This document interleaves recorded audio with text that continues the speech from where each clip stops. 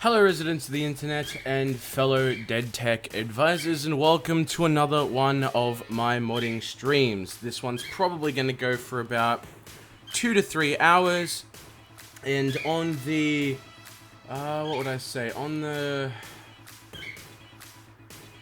list? No. On the schedule, let's say schedule. On the schedule today is going to be something for one of the people I work with on Steam. He's very new. His first mod is actually the one I'm helping him with. He's a programmer, he's not an artist, so I approached him about making some art for one of his mods, and he has let me play with the idea. So I have no idea what I'm going to be doing. I have a foggy idea in my head, like what I want to draw up. I actually don't have a flat out concept. I'm actually going to be doing the whole thing from now. So I've even set up my old Wacom, and I'm going to see if I can kind of sketch up some ideas, and anyone who happens to be watching can come along and have some feedback. So bear with me, we're only a few seconds in so far. I'm just going to be making sure that everything's fine on the stream, and that I have notified everybody about the stream, and then we'll get started. Of course, nobody's watching at the moment. The reason I am talking about it and talking about everything now is because this stream will get archived to be watched later. So if anyone hasn't had a chance to, well, watch the stream live, most likely we'll be able to scrub back up to 4 hours while it's live, and obviously watch the entire thing, you know, again and over. I'm even doing this for the developer, so that way Kage, who is the developer of the mod, I will show you his page in a second, but even he can come and have a quick look. I do have the link to the mod in the description, so that way if you want to go and pick it up on Steam and give it a bit of a use, go nuts. Now obviously it is still really early through. I think it's in alpha, not 100% sure. Got a lot of followers though, so he really deserves it. He seems to have put a lot of work into this. I love the idea, and will probably end up using it myself in a single player world. But apart from that, you know, what else can you do? So let's bring it over to Steam. This is the mod itself. Now he's using the default programmable block, obviously model at the moment. He's just attaching his own scripts and everything to it. As you can see, he's got a lot of current subscribers, a lot of unique visitors. He has done quite a bit of work, and it's paying off for him. If he's online, I'm even going to notify him now. I don't think he's online. I'll notify him now to, what's the development build and alpha. Why am I not subscribed to that? They're favorites. Okay, cool. So basically the idea is I'm going to go through, and I'm going to do my best to pretty much design something from scratch. Something I hope he'll use, something I hope he'll like. And fingers crossed he does. If so, then you'll definitely see the model probably on the block sometime soon. Now, I won't have time to go through the entire development today. It's rather late in the day. I tried to start late so people from other areas and other time zones will have a chance to watch, because I do know where a majority of my fan base happens to be, which is Canada, the US, Europe, which happens to be more or less the opposite side of the planet to me. Roughly, what, 8 to 16 hours behind where I am now, and the last thing I want is people to be asleep while I'm doing this and things like that, because I know people like to watch these kind of things live, and they like to have input and things like that, which is why I'm streaming the development. So yeah, hopefully you guys will be able to help me actually put this together and design everything. So well, let's go 1920 by 1080. That should be a decent size. Now I hope the Wacom still works properly. Okay, so that's all screens. There we go. I haven't used a Wacom in a while, so bear with me. It, for some reason, wants to continuously make really annoying noises. Okay, I don't know what's causing that, but fine, I guess. I might turn my system sounds off, because that's stupidly annoying. Chances are it's in this mixer here. System sounds can suck it. Alright, how are we doing here? It's fine, that's too big. I've even approached some of my friends who are artists and things like that to start helping me out. Because, I think, you know, having a lot of people working on something would add more of a diversity to each individual thing that's made. A bunch of different people talking to each other, working together. It works a lot better than one person doing the whole thing. Although I guess at that stage there's not a lack in communication because, you know, you're thinking to yourself. Ugh. Hopefully everyone's gotten my notifications about going live. Let's quickly jump over to Twitter and invite peoples. And then we'll get started.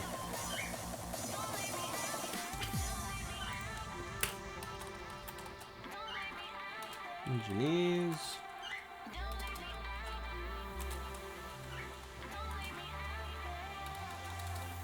Development, not developer. That's not how you spell ment either. Went live.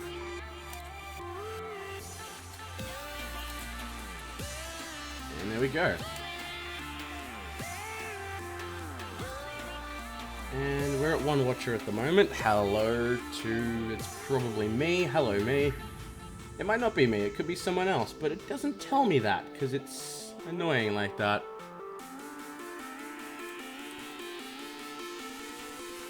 Alright. Move that out of the way for now. And you out of the way for now.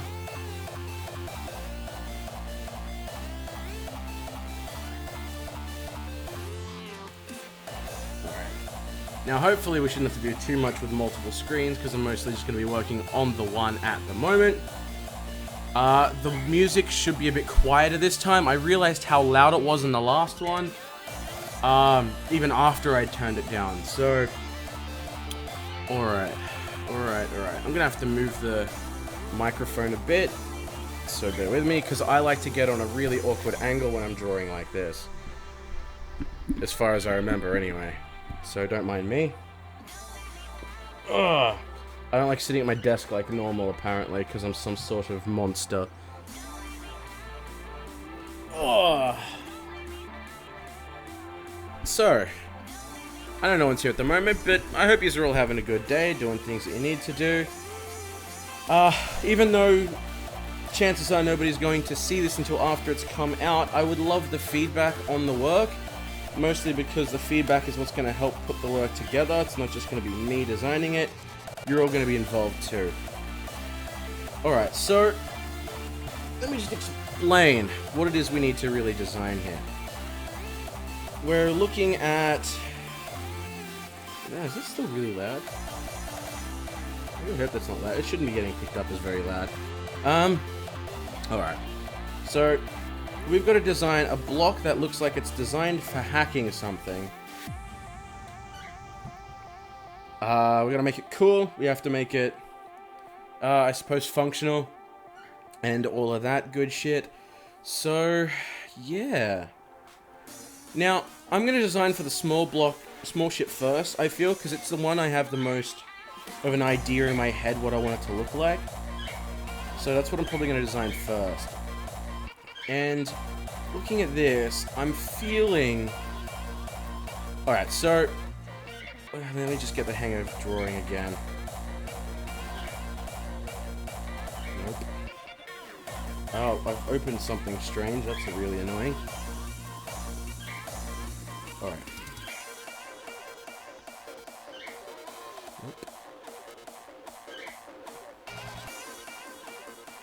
Nope.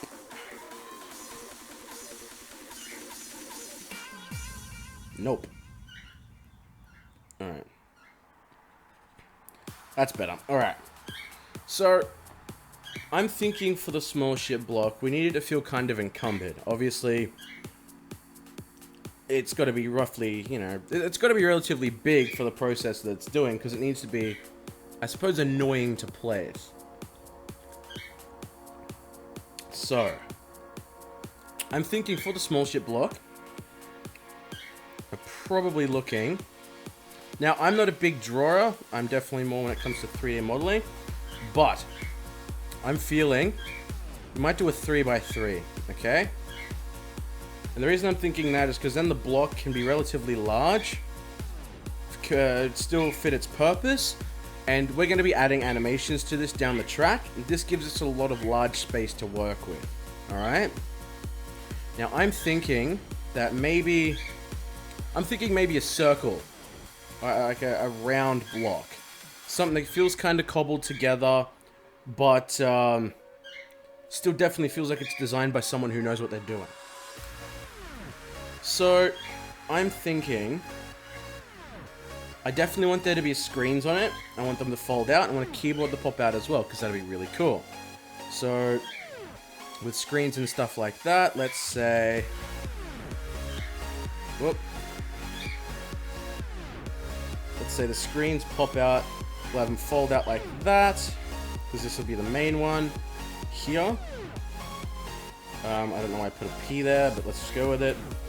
Maybe one that folds out the top as well. Whoa, okay, buttons. Maybe one that folds out the top as well.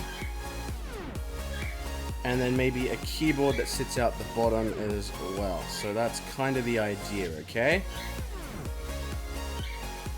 Alright. Now I need to fit that into a square, like a square block in the middle, and I want that to fit into a round block. And the reason I want it round is I want it to feel very, very hackerish, you know? Very...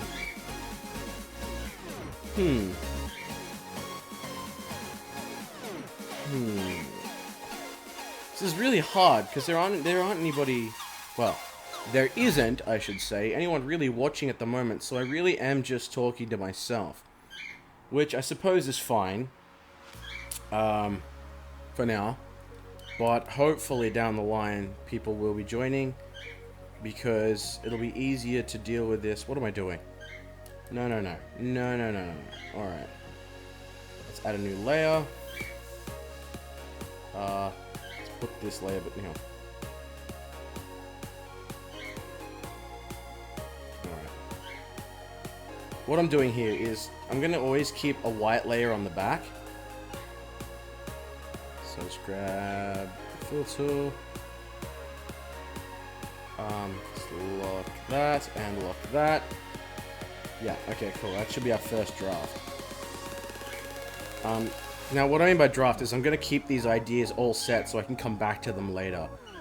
Like I said, I'm not a concept artist. I don't do this very often, so I'll generally just draw something later and then just do it, I guess.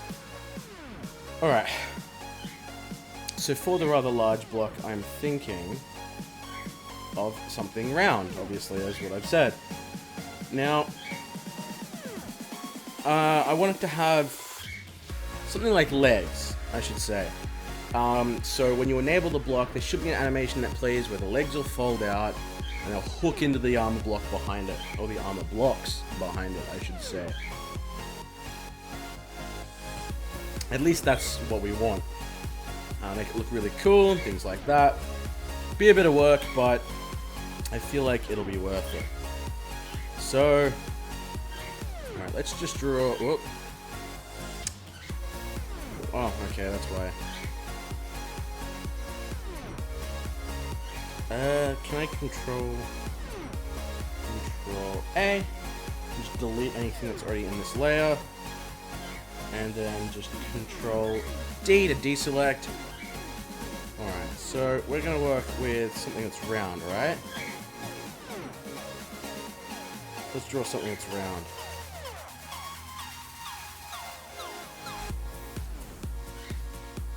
Alright, so I'm thinking round, clearly. It needs to be relatively thick. Let's just drop that back for now.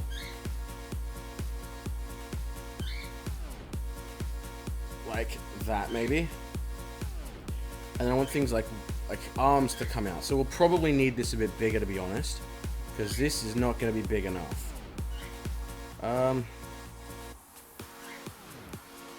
let's do this. I'll probably put a square in the middle of that, and then we'd have the legs come out of here. At least that's what I'm thinking. Now it'll definitely need to be a lot bigger than this. A lot bigger than this. What might be a good way to start? We could simulate what, you know, 3x3 is. So a 3x3, it's what, 0.5 per block. So that's 1.5 meters, right? Yeah, so for the small ships, the small blocks are 1.5 meters squared. Sorry, no, they're 0.5 meters squared. So that's what we're working on now, is 0.5 meters. So each block equals 0.5 meters. No, it's cubed, isn't it? Yeah, I think it's cubed. Either way. Well, let's just say view 0.5 meters.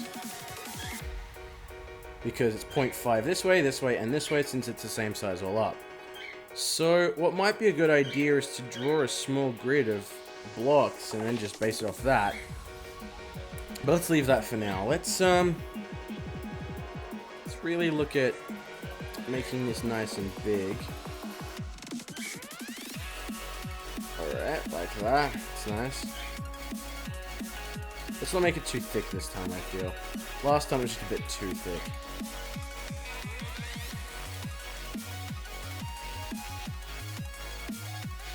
Alright, that's a little bit better. We'll probably have it rise up out of it a bit. So on the front, we'll probably come to about here maybe. Rise out a bit where the keyboard and that should start. Have the screens. Come to watch your live streams, the music you play. Welcome back. How are ya? Yeah, I love the music from NoCopywriteSounds. I listen to NCS and Monster Cat and Tasty Network. I want to start using Monster Cat's music myself, but I have to pay, what is it? I don't know, I have to pay X amount of money to get it to run, but I really like some of their music. They've got a lot, I'd say a lot more complex and some even heavier music. I'm actually surprised there was someone here. I thought that was just me that it said was watching now. Oh, Bird. Bird, please don't climb down behind my computer. That'd be great. Could you not? That's definitely climbing down behind. Don't do that. Don't you yell at... I'm on stream! Get off. Okay. Well, that's gonna be in the recording forever. Alright. So, obviously this is gonna be bigger too, because I want the screen to actually really pop out. So, let's actually change this a bit more. Alright. So... let's have it come all the way to the edges then, because I plan on thank you, jerk with the loud motorcycle. I plan on having... well, let's do this first, I suppose, would be... come up with the idea of where we actually want the ring to be. See, I have an idea in my head. I'm just trying to find the best way to explain it before I start. Hopefully, the plan is I'll be able to do the entire design process for this block on stream. It'll be over multiple streams, obviously, but... build on a ship. Yes! It's for both small ships and big ships. There's a link... you don't get to talk. There is a... oh, you jerk. Alright. You're not gonna yell at me now? Cool. There is a block. I've actually got a link in my description that you can go and have a look at. The mod's actually made by a guy named Kage. And he uses the built-in programmable block, but he was talking about working with some artists to get a model together. So I jumped on that idea because I thought that'd be nice and cool. And that's what we're working together on now. So he's still got the code and everything, and it already works as far as I'm aware. but he hasn't got an actual personal model for it. So I'm going to be designing that here. Part of it on this stream, and then probably the rest of it on another stream, because I only have like 2 hours to really throw away on this tonight. I have work tomorrow. But yes, that's exactly what's happening here. Exactly. So 10 points. Alright. So the idea is going to be when we connect it and we activate the block, these arm pieces are probably going to swivel out somehow. We'll look at that when we're making more of the 3D model itself. They'll swivel out, say, this way. You go for work, from work to modding. More or less, I go... I do a bunch of different things, because when you take a break to play the game, when I'm testing my mods, I actually don't play the game by itself much anymore. I try to get in and actually build things here and there, but no, I generally don't play the game anymore myself. It's kind of sad, I know.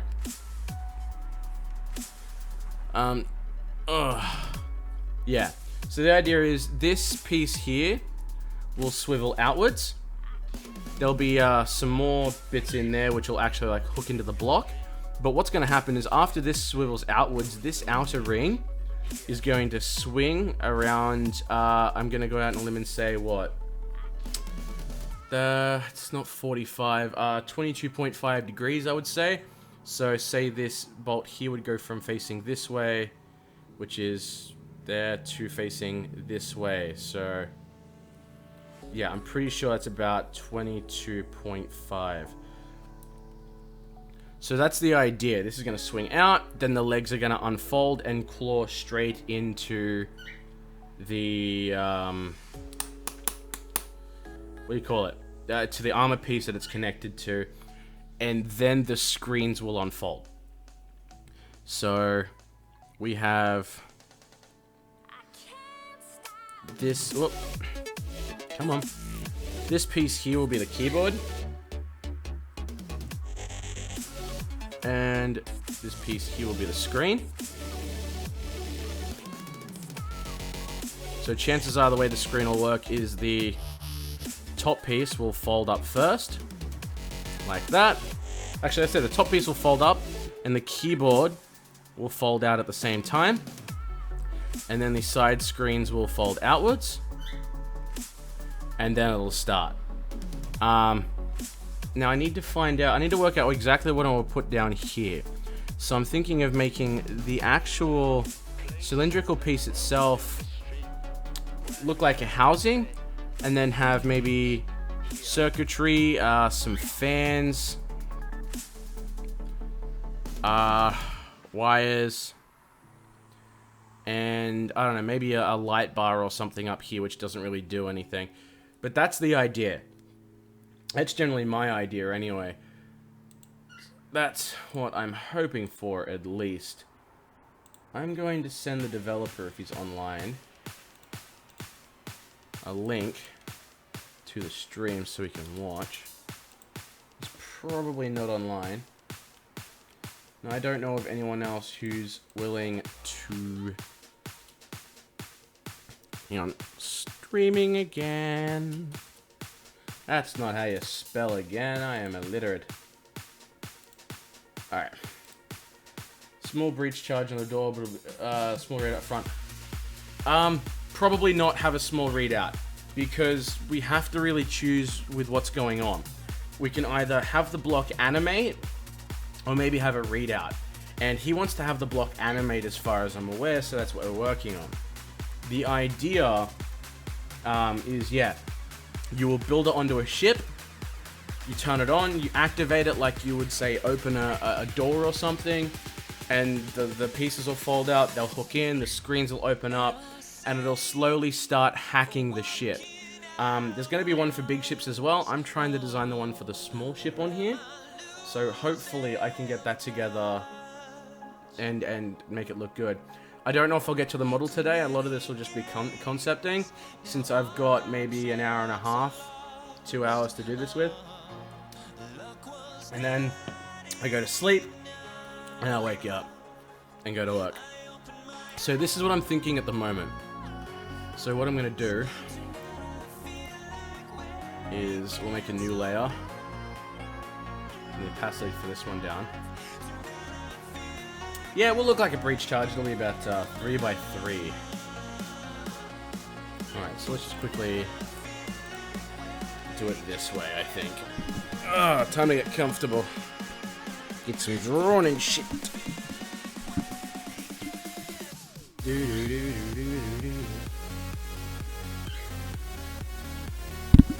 I need a wireless Wacom because I am getting really, really sick of bumping into cables and not being comfortable.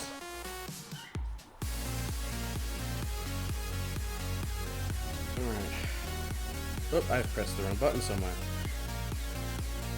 There we go. See, that's not so hard, is it? Alright, so let's use a thicker brush this time. Let's actually try and get some drawing out of the way.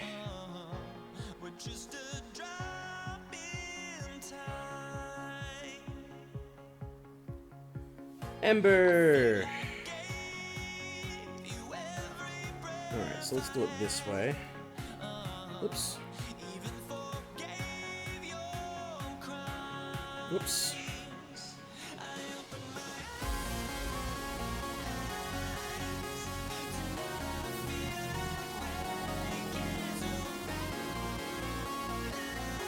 Alright. What's happening, Kotu? Good to have you back.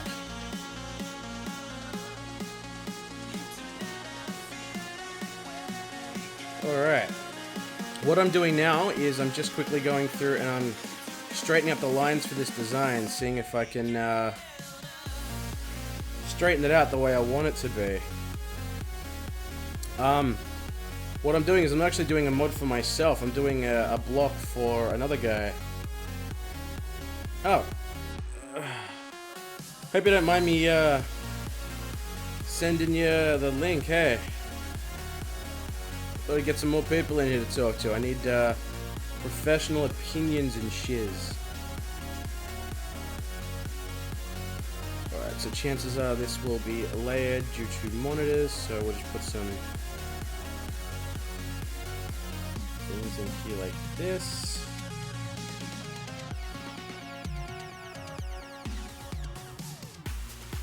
And then hinging and shit.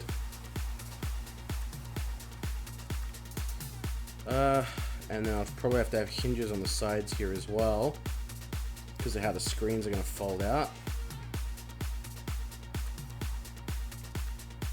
Alright.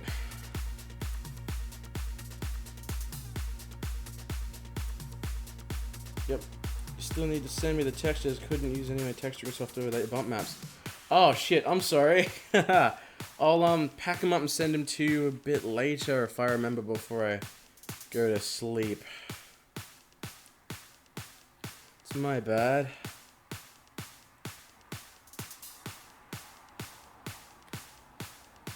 Alright.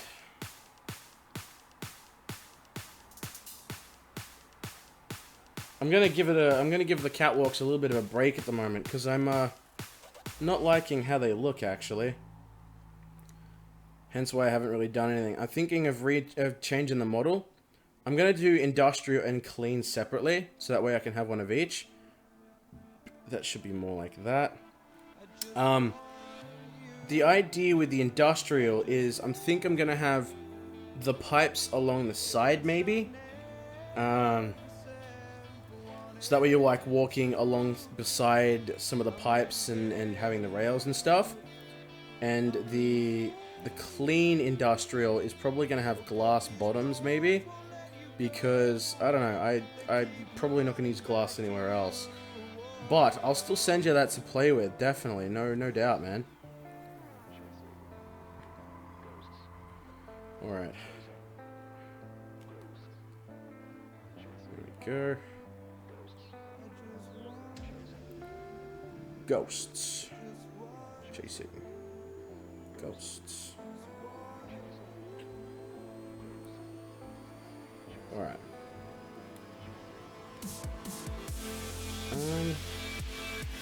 Put some detailing on the edges here. A lot of it's really up to the actual dev. Gonna answer if I call on Skype. Don't have Skype on at the moment. As long as you don't mind being on stream. Like, that's it. If you don't mind being on stream, I'll definitely answer the call.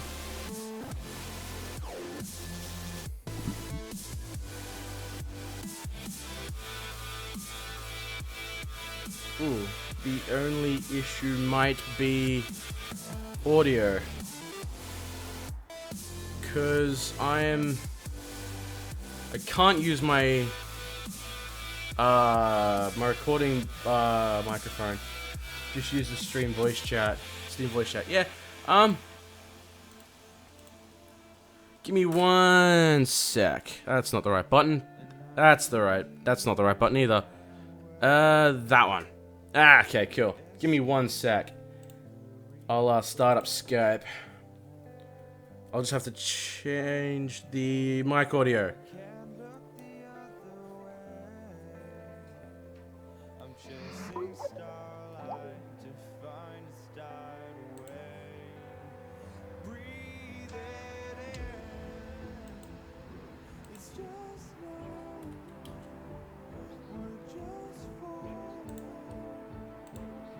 Give me a sec. Audio settings.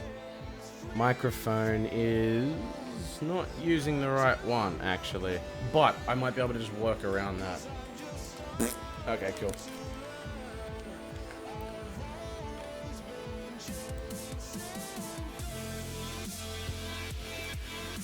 Yeah, hello? Hey, what's up? What's going on? Give me one sec. I'll mess with the audio a tad so that way I can hear you over the music. Not a problem. I need to also turn down my speakers so that there isn't any overlap. Hooray! And I believe I can also hear myself on your stream. So hey everybody, this is Kage. I'm too lazy to change the audio settings, so I'm just wearing the headset that doesn't work properly at the moment. Is a thing. Yep, that's a thing. That's happening. Oh, not a problem. Alright. Yeah, I was messing around with my my texturing software, fooling around with your catwalks that you just sent to me prior. What software is it? It's called Substance Painter. Substance, yeah, and Substance Designer works with it, doesn't it? Yeah. Well, the difference between the two pieces of software is one is primarily a painting software that uses tools just like Photoshop, but it has a lot of built-in capability to write to separate channels. So you just tell it which channels you want, and then you actually paint it using it. Oh, that's cool. So you can actually create a bunch of channels that automatically at the same time create a bump map, and also give your entire texture a very good lifelike approach. And Designer is very procedural, so you can actually design using a bunch of nodes and mathematical and logic-based items, create the texture that you want from those. But both working together are incredibly powerful and very easily to streamline design phases. Huh.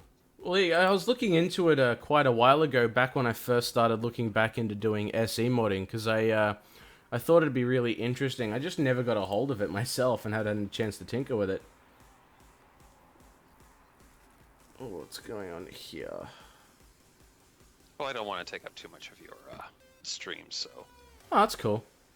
I don't mind.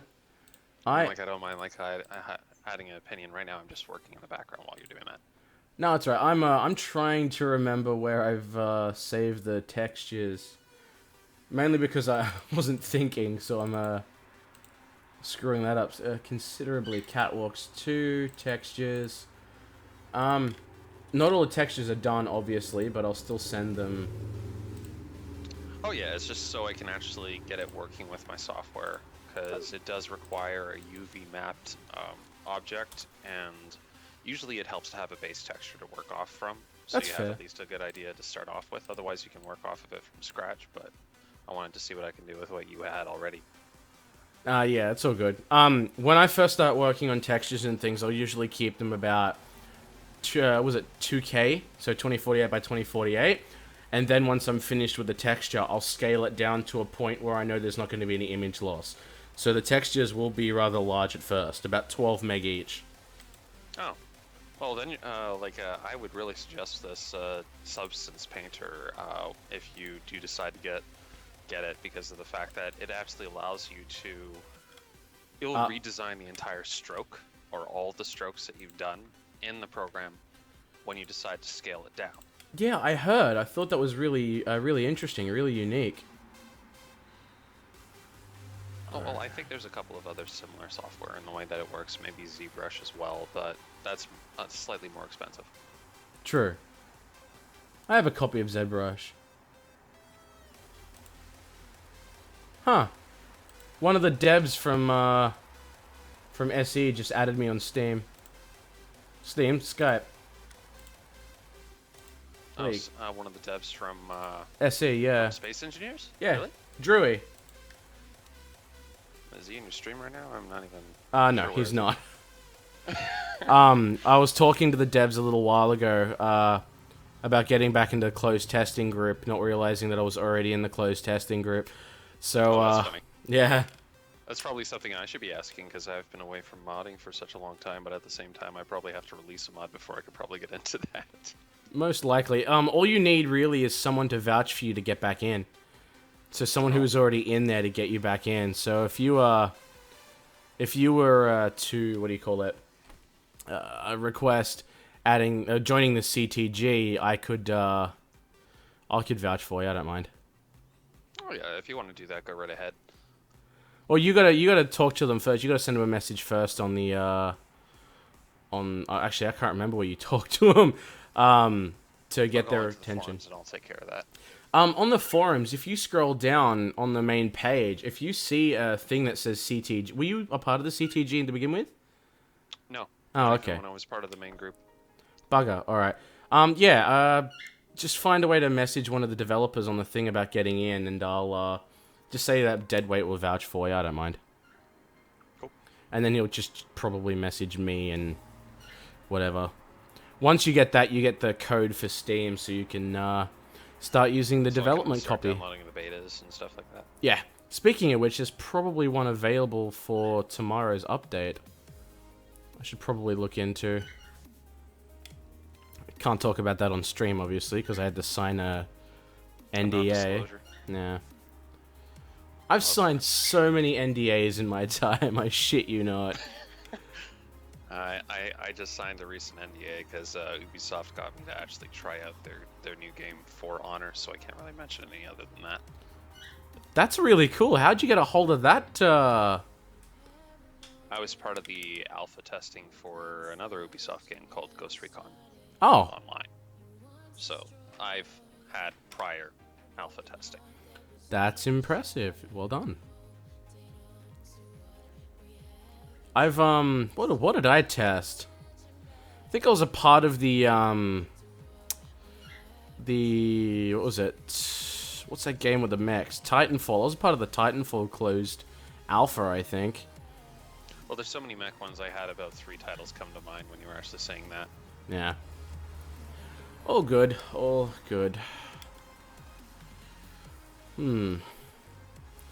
Audio Queen, that would be up to Dead if he wants to invite you for the chat. I don't even have you on Skype. But I suppose I'd be happy to add you on Skype. If you want to send me it over Steam, I can add you. Yeah, alright. So this, personally, is kind of what I'm looking for when it comes to the design of the hacking. Is this your personal hacking device? It's not mine. One of the... Sent the invite already. Oh yeah, I keep forgetting my name on everything is exactly the same. I should probably, look into that, huh? So you're wanting this to be kind of oval shaped? No, it's supposed to be round. I'm just trying to get it on an angle. So, like... Oh, so you can put it to perspective? Okay. Yeah, so... supposed to be like, that's obviously Z, Y. Wow, this is really hard to actually... Sorry. Yeah, that's Z front to back, that's Y, and this is X, so... Tell me if you can do that successfully without destroying the, Oh, I put it on the wrong monitor. 1 second. Oh, good. This one. Start. Why is it just selecting the wrong one? Whoop. Hello, Queen. Hey. Hello. How are you? I can, Screens. There we go. I was about to say, why can't I see my own thing? That was a bit Probably confusing. because I had your my screen being shared as part of the Skype call, and you just basically oh, I have the wrong file open. I was looking into this. This is my version 2. Holy crap. Damn. This is something I was working on to try to actually see if I can work on. Oh shit, that image you sent me was you? Yep. God, I thought, oh wow. I told you if you wanted my steel textures, I made them procedural. Wow. Holy crap. Yeah, That's it was really a well render done. I did within cycles to get this done. Cycles. Man, that's one thing I do miss with Blender. But yeah, this was the initial image that I just sent you. Is I just, not including all this extra stuff, I just basically had this one piece right in the middle, rendered within a box. That's all I did. And then I said, you know what? What happens if I want this in a station? And so I ended up making it bigger. And now I'm just trying to, for scale, trying to I'm liking that floor. That's really on cool. the floor. Yeah. It's got a very arc reactive feel to it. It kind of is. The whole concept of this was that you could technically modularly build this up. So I was trying to come up with a way to turn this into a massive reactor. Like this particular variation of it would be a multiple staged reactor where matter from the top and antimatter from the bottom actually created something in the That center. actually looks like it would be a singularity core or cold fusion core, the way the center's designed. Well, I don't really know. I was just trying to make it look cool. It's also semi-inspired from Titan AE, because Star these... Wars. I see the Star Wars feeling like the two cores, they're putting a beam together. Yeah, but it actually would be a sphere. I'm not sure if I showed you. I should probably bring up the image then. And nobody on the stream is able to see this. This sucks. Well, I'd move it over if you like. Pardon? I can make it so it's viewable if you like. Well, if you want. I mean, like, that's your choice. No, it's cool. I'm not really doing anything, to be honest. Although you can see your head in it. I apologize. That's fine. If there's my head a, was- if you're sending a link, you could send it to the chat in the stream. It does allow linking. Yeah, I can do that. Let me see if I've logged into my Emger. This was the original that, did I copy that? Copy. There we go. And let's go back to the stream. And that. Oh, I can't link it. Yeah, no, Just say So- don't allow. it gets really, really shitty about links in that It's like, you're not chat. allowed to external link. I'm like, what? Yeah, Yeah. it's ever since the Google Plus. So that would be the render of my first Okay, cool. trial of. In that case, Wow.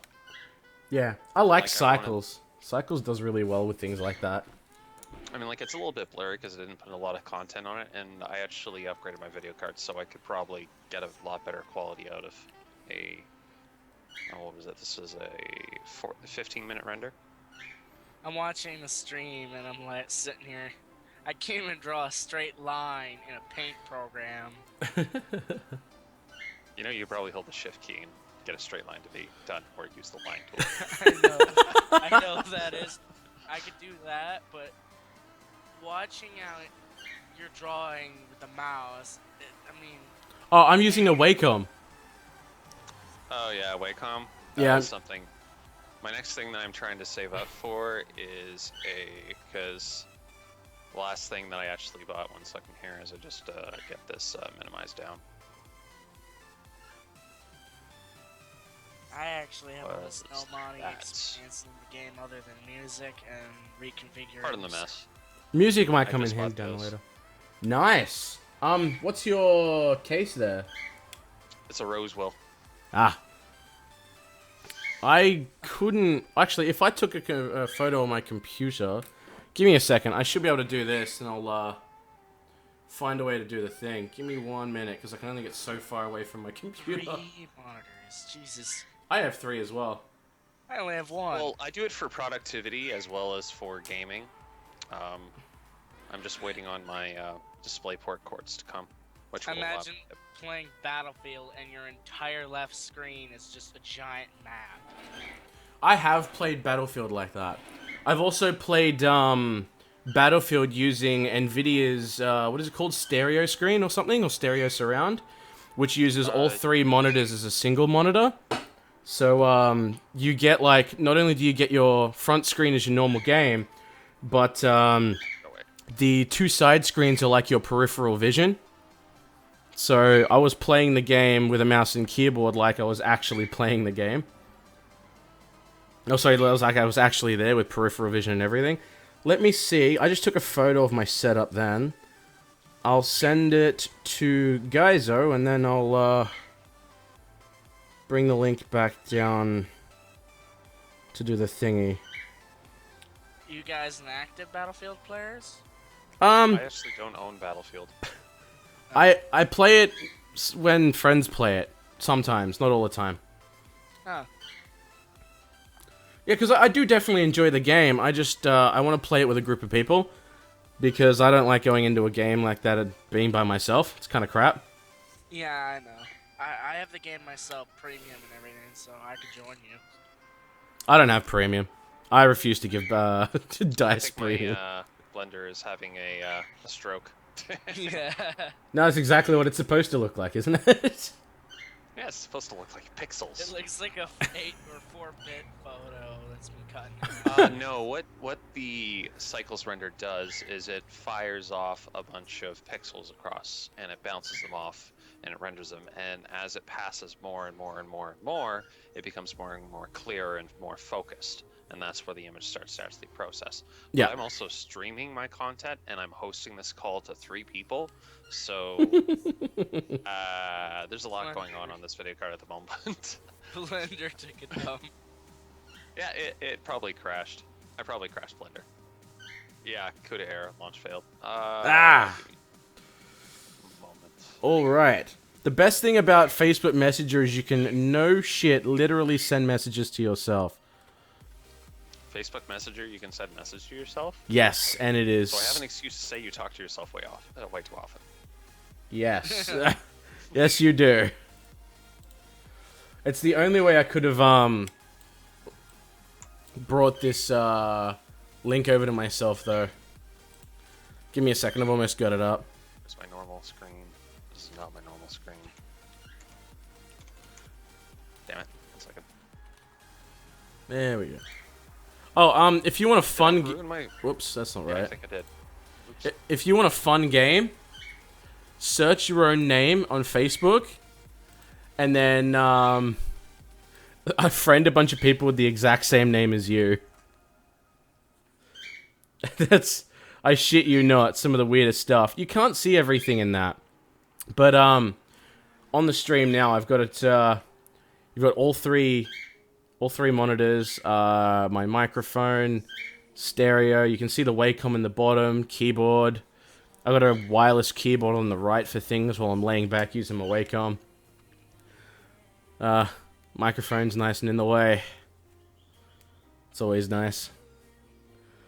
On the dark keyboard. Actually, fun fact, that keyboard's worth more than 2 of my monitors combined. I'm sorry, what? Jesus. That keyboard is a $600 keyboard here.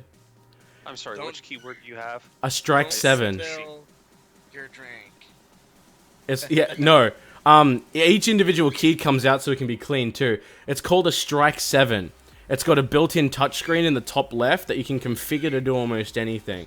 Oh, that one. My Yeah. God, man. If My a keyboard can't have the keys pulled out, it ain't no normal keyboard. Almost No. every American keyboard can have each key Well, extracted. You can do that with a lot of them, but I'm talking about like it can actually be pulled off and be replaced with other keys. So there's a set that comes with it for gaming where you can change the keys out to do certain things with them. That would resolve the sticky problem, but if that drink seeped in, it would probably fry the panel. The panel underneath is a water. If memory serves, it's like a water-resistant rubber panel, and I think you can take that out without causing too much damage as well. The really the way my keyboard works is it's basically a catch, and instead of like previous keyboards, what they do is they create a shield with the most minimal space required for the key to actually go down and press against whether it be a mechanical or a regular keyboard. Oh yeah. And it's probably similar to that because you still have to have the mechanical exposed component. So a huge splash of liquid can still cause damage to the main board, but if you only spill a tad of water on it, then it will catch, and it's just a matter of you pulling off a couple of keys or just pouring it out very carefully. The really interesting thing about that keyboard is, if I move my mouse around a bit, the right bit where it's got the the arrow keys and the numpad detaches. And it becomes its own separate unit. It does. So does the left hand rest, which has like a mouse button and a scroll wheel which can be configured, and so does the buttons and the touch screen. All of them can come off and become separate entities. So if you wanted to play MMOs, you could actually detach the hand rest, the key panel, the touch screen, and mount it all to the side. Little gamepad on the left side. Exactly. Here I am with a standard HP keyboard.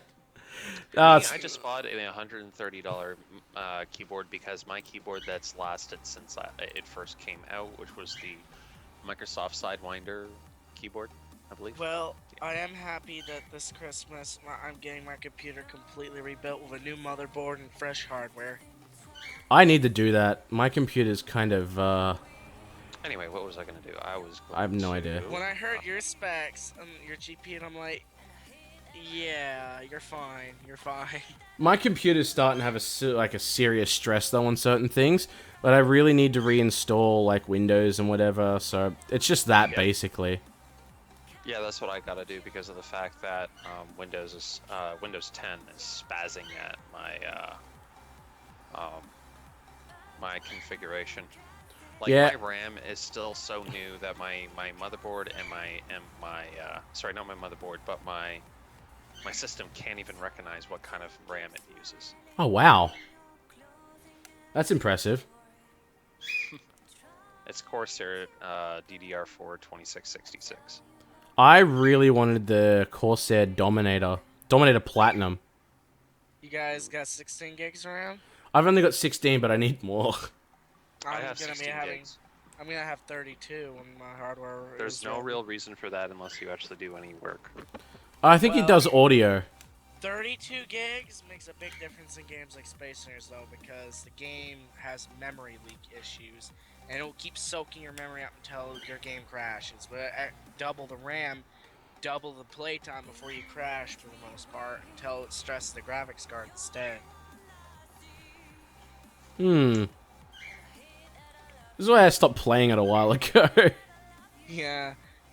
If they're gonna have planets, they must fix the memory issues, and they definitely have to fix the physics. It's horrible. Well, I think that's why they released the source code on publicly, was because if you notice on the actual source code sites, there are a lot of people which will make changes to fix things, commit the changes to the master branch. The master branch will be tested by Keen, and then if it's approved as being a decent hotfix or a patch, they go through and they'll update the master branch, so everybody uses that update now. So it's really interesting. We need 500 modders to work together and repair the physics. There need to be a lot more programmer modders. That's why I was really glad to hear about a few guys coming together and actually, you know, coming up with new ideas. Because other than that, like, the last thing you want's the same idea over and over and over again. Because that's just kind of crap and boring, you know? When I was watching the stream, the anniversary stream, I really think they need to shift some of the crew off the Planet Project onto the multiplayer code. They only have 2 people working on almost the most vital part of the game right now. Yeah, multiplayer. Ugh. Wow, I didn't know that.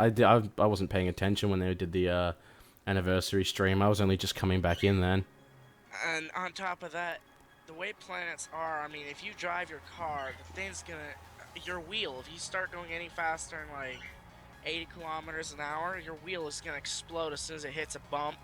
Your car is gonna tumble over and explode violently. I mean, makes no sense why the wheels and physics are so unrealistic. Oh, The How damage did I physics. forget? it's Wiki. Wiki Dickens is back. What's going on, Chucky? Alright. What's happening? Yeah, I didn't know. I didn't know they had I didn't know there were that many problems, to be perfectly honest. I haven't really been following a lot of the dev stuff. I'm both myself and Kotu know the guy who makes the vids now for the what do you call it? For the releases, yeah. The releases of what? For the the videos they put out before the actual mod goes up. Oh, not mod, the actual update goes up. Yeah. Yeah, we both know the guy who makes those videos. Really? Yeah, I'm not allowed to say anything though. Wow. As far as I'm aware, I'm not allowed to say anything. So for the sake of argument, I'm not going to say anything. So in other words, I shouldn't say anything, even if I assume I know who does it. Okay. Possibly. Now you're just like making me go like, well, what happens if I'm wrong? Well, on a different note, the game has another severe problem I hope they resolve soon. Collision physics are really messed up. I mean, I can use a simple Server example. collision physics are insanely hard. Even in single player, even if you ram anything, it's the game itself, the damage physics are completely wrong. Your ships are made of solid steel. They're not hollow. They are completely solid tons of steel, and you completely annihilate your ship's front end if you even gently ram another ship or asteroid. I mean, NASA's shuttle could survive easier, and that's made of freaking aluminum, tinfoil, some metals, pretty much. Wow. Yeah. The game needs to resolve these problems, otherwise cars and all land vehicles are absolutely useless. They touch a tree, they explode. Well, the funny thing is, if they were able to create an appropriate physics model that relied not just upon the actual properties of a voxel itself, the density of it and whatnot, then From what I can tell, obviously it would be better smartly designed. What I could tell, it's not really their system they have, it's like the damage properties are just really too high. And it seems like damage is still going through the armor too easily. Like, if I've actually rammed my ship very gently into something, the armor would only slightly dent, but the cockpit behind the armor would instantly explode like the shock of the force went through the whole ship. They need to reduce the shock that ships take and increase the armor quality and density of all the blocks. That would probably resolve the issue. But find a way of preventing it from buffing its defense against weapons. Otherwise, they're going to have to keep buffing the weapons, and then every modder is going to have to update all their mods to up the damage as well. So they're going to have to find a solution to change their armor values. I assume that they will. I mean, like, it really is just a matter of the development team first trying to find an easy way to optimize the issues that they're having right now, and then they can look into probably fixing the physics. I would say that's something to bench at the moment, because until they successfully make this specific system the way it works right now work better and more realistic for what we consider steel plates and not solid steel cubes, of mass, so you shouldn't start thinking about them that way. Just think of them as just 6 plates that are quite literally welded together. That's pretty much what they are, especially with the build structure states that they actually show. Well, they must be extremely weak-ass plates that weigh a lot. Well, I mean, like, even a submarine that can stand a nuclear blast technically is only 2 to 4 inches thick, and that's on the largest submarine that was decommissioned from Russia, called the Shark. And Well, there is a big difference between a submarine and most spacecraft. I mean, submarines have to be designed like that to allow them to survive crush depth. Yeah, I was about to even say that. that's actually a really good point, because submarines have to usually deal with more than one atmosphere of pressure at a time. Yeah, but not only that, but when you consider the fact that in space you have all this huge amount of iron, you're creating steel. The other thing is that when you look at the actual outer hull, it is 4 inches of solid steel. It has a layer on top of it which actually does its best to ricochet any sonar, and then it has, like, I think it's a 6-inch.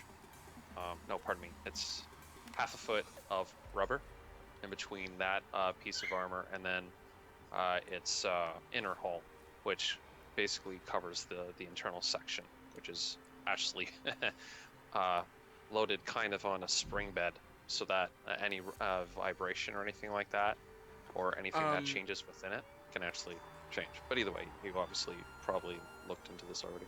I looked a bit into it, and I played simulators that simulated the Seawolf, the nuclear-powered submarine the U.S. used. That thing is like, I mean, it's okay, but its long-range capabilities aren't the best against other ships, because if you have one Seawolf submarine go against a fleet, I mean, back in the day during, what was it? World War II. U-boats. I mean, battleships, the only hope they had to deal with U-boats was to drop explosive barrels and fire torpedoes and hope they would hit, because they weren't guided back then. U-boats could take out entire fleets. I mean, a Seawolf is lucky to even take out a single ship nowadays.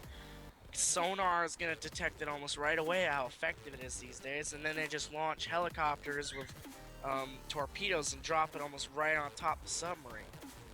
And there's no way to survive. Oh, there's a lot of ways to survive nowadays. The countermeasure I mean, like, they wouldn't systems, actually... They will help deflect the torpedo, but most torpedoes mounted on submarines are short range with advanced sensor technology. The chance the countermeasures working against the torpedo at that range is little to none. I'm learning a lot about torpedoes. Yeah, one of the main torpedoes the Seawolf uses the Mark 48 or 58, can't remember. It's multiple kinds. There's 7 kinds. Seawolf, I remember its top speed was like 35 knots and on an emergency surface with all power and emptying all the tanks at full speed, it can achieve about 45 knots and jump almost completely out of the water. That's also impressive. Well, if you want to see something absolutely out of your mind, I don't know, you sound like a person who would probably play this more so than I, is a game. Well, it's not even really a game. Let me just see if I can find it again. I think I might know which one you're talking about. KSP? No. Yeah. I was guessing. There's this old one that I actually got as part of a Humble Bundle, just was fooling around with it. This thing is a pretty old one, like Windows 98. Oh, wow. I probably wouldn't know because I never played anything that old. XP is the oldest. Really? Okay. And then there is what I like to call the database game. No, I'm not one that usually plays games like that. Although I do have a mate of mine who likes to. It's me. I like to take a look at these kind of games. This game is insane for its amount of detail. And Oh. it's pretty much That looks fun. that. You're gonna be bored out of your mind. Yeah, I know. It's like you're spending so much time just waiting for your ship to get around, even with speed warping. Oh no! You have speed warping, and you can quite literally bring it around the world 6 times if you decided to actually make it go that fast. Sub Within a matter Commander of has full 3D. Like you can see the ocean, the bubbles, everything. Like your submarine underwater. You can even see it sink when it dies. Like your crew So will you like the scream. visual aspect of your simulators then? Yeah, it has a 2D and a 3D, and you have to completely manually control your ship almost. I mean, your crew will take your orders, but I mean, if you don't have them, if you have it on hardcore mode, you have to manually program all the torpedoes, all the information, manually monitor sonar and everything.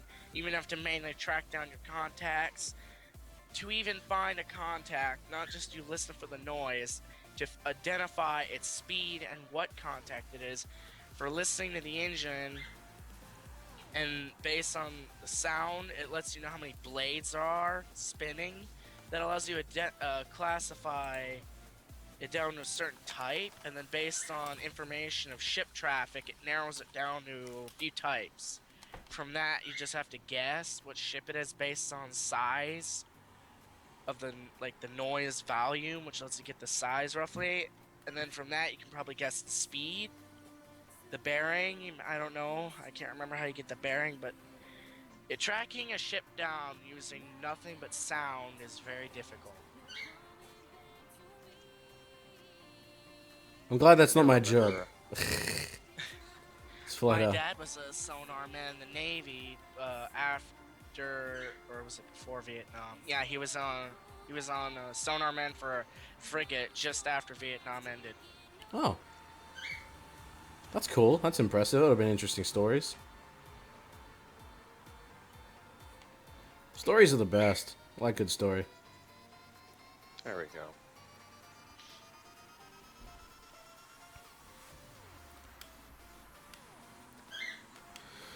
All right, I think that's what I want to kind of look There we for. go. I remember how to do it. All right. I'm gonna check this. Man, that is amazing. Within like an hour or two, you made something that looks like a fire alarm without its top. It's gonna be a. Oh no! I was looking at if you're referring to me in my modeling here, I was just. It was. Or are you deadly. referring to his? It looks like photoshopping? it looks like a disc, like a fire alarm, but without the normal components or cap. Kind of, yeah. And the idea is this bit here is gonna fold out like a screen like that and a keyboard.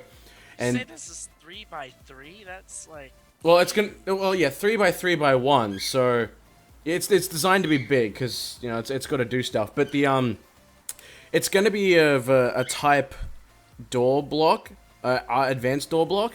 And the reason that's gonna be the fact is these things are actually gonna animate, and so is the screen. So when you plug it down and you activate it, it's going to trigger the opening animation, which I'm going to have to do piece by piece. And yeah, the whole thing is going to open up and it's going to connect to the block, and then it's going to start hacking. Animations were only capable of being allowed on door-based block types by code in the configuration of the SBC files. You can have animations that are like animated moving objects based on a program block. It's not a program block. The only reason he's using the programmable, the programmable block is because it was the most appropriate block in game to use. Oh, so the script actually he's using doesn't even need the It could program block to run. It could be anything. Oh. So all he's doing, we're gonna take a normal block. So we're gonna take an advanced door block, up the power usage while it's obviously active and things like that. And add an animation for connecting and disconnecting from the system. So, yeah, the idea would be you build this onto the thing, weld it up, access the terminal which is on the front, and then it'll unfold, connect, and start hacking the internal blocks. Excuse me while I answer Dickinson's. Submarines do use tactical missiles like harpoons. There's multiple kinds of cruise missiles. Tactical missiles they use against ships, but missiles are not used against other submarines and are usually never used against small frigates that often. Torpedoes are the most common for medium to short range.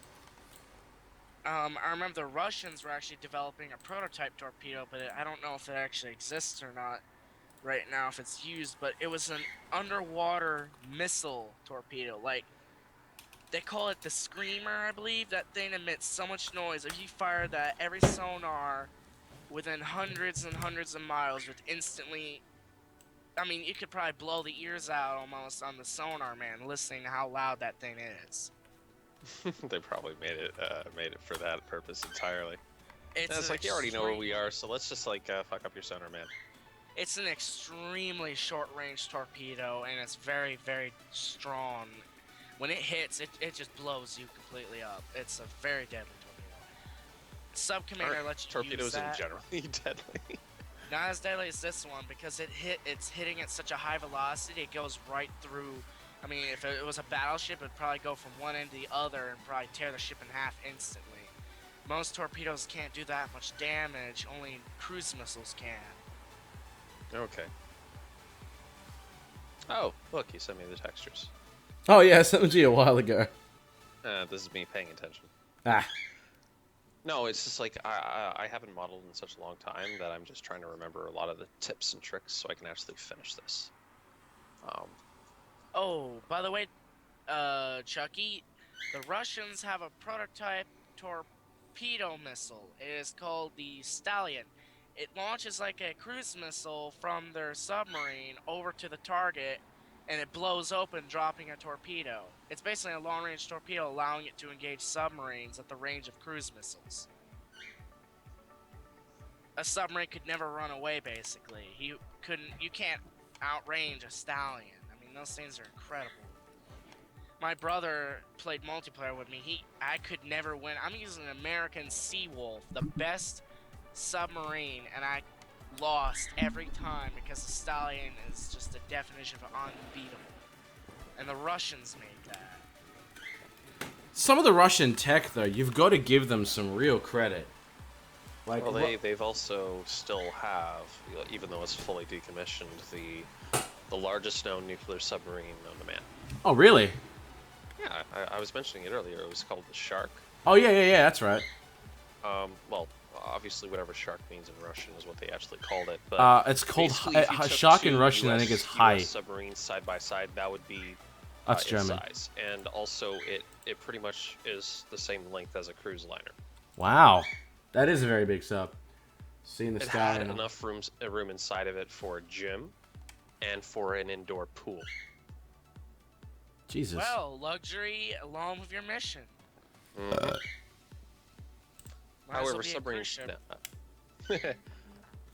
as big as a cruise ship. So the great thing about the design itself is if one layer was breached and they had to actually evacuate it, both sides of it actually could be used. So they still technically, even if like a torpedo breached like the left hull, technically for any US-based sub, they'd be done for. But this one actually has like double the space, and they can just close off that section and evacuate to the other side. It's gonna cause a lot of ballast problems though, tilting. True, where they can actually make offset ballast calculations to actually try to correct. Unless the torpedo blew out all the right side ballast, then the thing's gonna roll on its right side, not function. I mean, you could go up and down, forward and back, right, never turn left and right anymore. It really depends on the rudder.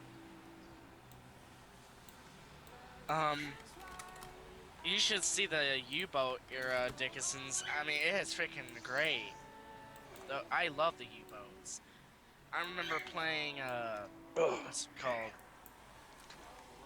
I forgot the name of it, but you'd be a U-boat captain, and I remember manning the deck gun. Instead of using the torpedoes on a U-boat, I took out a battleship with one cannon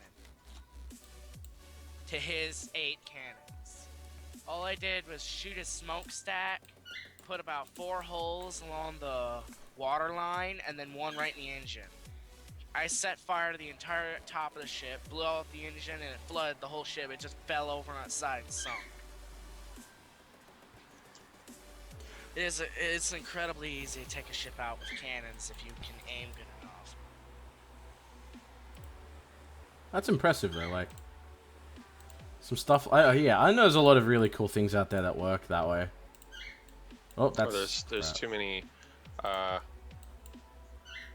There's a torpedo that they can launch out that can actually fire miniature, like light anti-personnel fragmentation grenades. Oh, that's I fucking wouldn't really cool. call them grenades. They are. Do you know that The Germans had a similar bomb designed from their bombers. It's like a scuttle bomb. It drops and scatters tons of littler bombs that's dropped from a Stuka.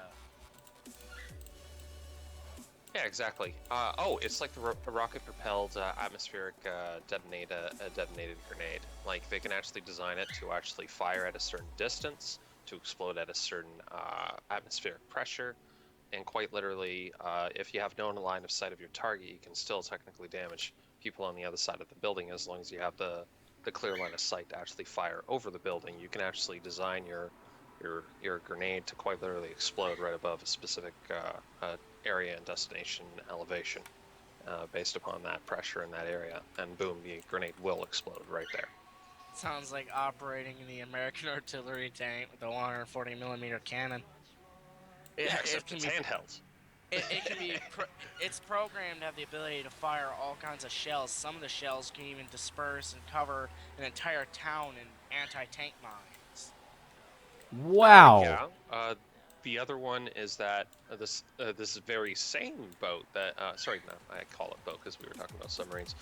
This very same platform can actually fire about 12 shots, and each shot is designed to actually intercept the exact same area at the exact same time for surprise attacks that all happen at the same moment. Even though it's been fired technically over succession of probably over 12 seconds. Back on the subject of Russian technology, I found out Russians have one big defect in most of their tanks. I don't know if this is just in games or in real life as well, but I've noticed that if you were to either, in World War II, the Sherman against, forgot what the Russian tank was. It was a similar one that was used in Vietnam, actually. But, if you were to ram a Russian tank with a Sherman during World War II, and it's also true for a T-90 to an Abrams to this day, the T-90 would ride up the tank, and your gun would be stuck aiming through its belly, and you could blow the whole crew out in one shot. I think he tried to correct you in saying it's the T-34. Yeah, T-34. Now we're both modeling. Yeah, we're both modeling. I am just trying to remember some of the concepts. I figured out one of them, which was that I was having a problem with was, for some odd reason, I forgot to merge vertices. Oh, that's not good. I'm going like, wait a second, this is one of the most basic things ever. And I'm going like, and you're going like, shit. Now I have to go back to my tutorials. Oh It's man, been that long. I really need to redo my tutorials. Hey, something fierce. They're so well. They're not stupidly out of date, but I could do a lot better. I could definitely do a lot better. They were good. When you look at... Sorry, I'll let you go. Oh, no, go ahead. I was gonna say they were a lot better for when, you know, people were only just starting and things like that. They were definitely good for back then, but they've really become yeah, I don't know, antique, I suppose is a good way to say it. Yeah, you're up now. That's fine. I think I'm starting to get tired anyway. Antique, what was the thing becoming antique again? I was talking about my old tutorial videos. Oh. Yeah, I know. Especially since the developers are releasing new tutorials. I remember hearing a bunch of guys that are just starting a game on forums complaining the tutorials suck, and I'm like, they teach you the bare bones of the game.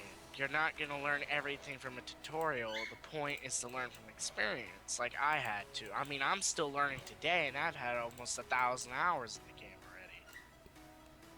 Yeah, I'm so behind in that, hey. Like, I've only got, what, 200 and something hours? 302 hours, exactly. Oh, okay. Thanks. Yeah. I look at people's profiles so I can see what games they have, compare. And... Actually, I just bought TerraTech. Oh, you have Garismon. Saints Row 4.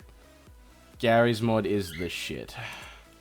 I've actually got a few like streams and whatever else. Also like stream highlights and whatever else on here from Gary's mod. Some random game called Honey Pop. Okay, yeah, that's an anime-esque dating game, which I saw on someone else's YouTube channel. And Oh my god, that's PewDiePie. He was playing this. it wasn't PewDiePie at the time; it was someone else. It's you know what though? As much as the game is so fucking weird, it's not too bad to play. It's definitely got its moments. I recorded it at first and then just didn't end up putting the video out because I just didn't. Probably because the rating would be PG or rated M for mature. No, it's definitely rated M. I mean, like, there are titties and everything in that game. So. Overwhelmingly positive reviews of 5,218. We all know why. Yeah, we do. Alright. It's Candy Crush for boobs. Yes. There is nothing wrong with that. The amount of money they've made. Is... I would like to commend these people. Dishonored? Oh, you gotta evolve. No. That was the worst idea. That game is the most boring, repetitive. Yep. I was a part of the alpha and then a part of the beta. And the alpha had promised. The beta was depressing. And then at some point down the track, someone I work with was like, hey, why don't you get it? We'll play it together. And I'm like, I suppose I've got some money to throw away. Oh, you play PlanetSide 2. That's gonna be fun when you have friends. It's gotta be rage-inducing when you're alone. Yeah, I don't really play that, to be honest. It's not bad, but you can clearly tell that it definitely favors the people who have played more.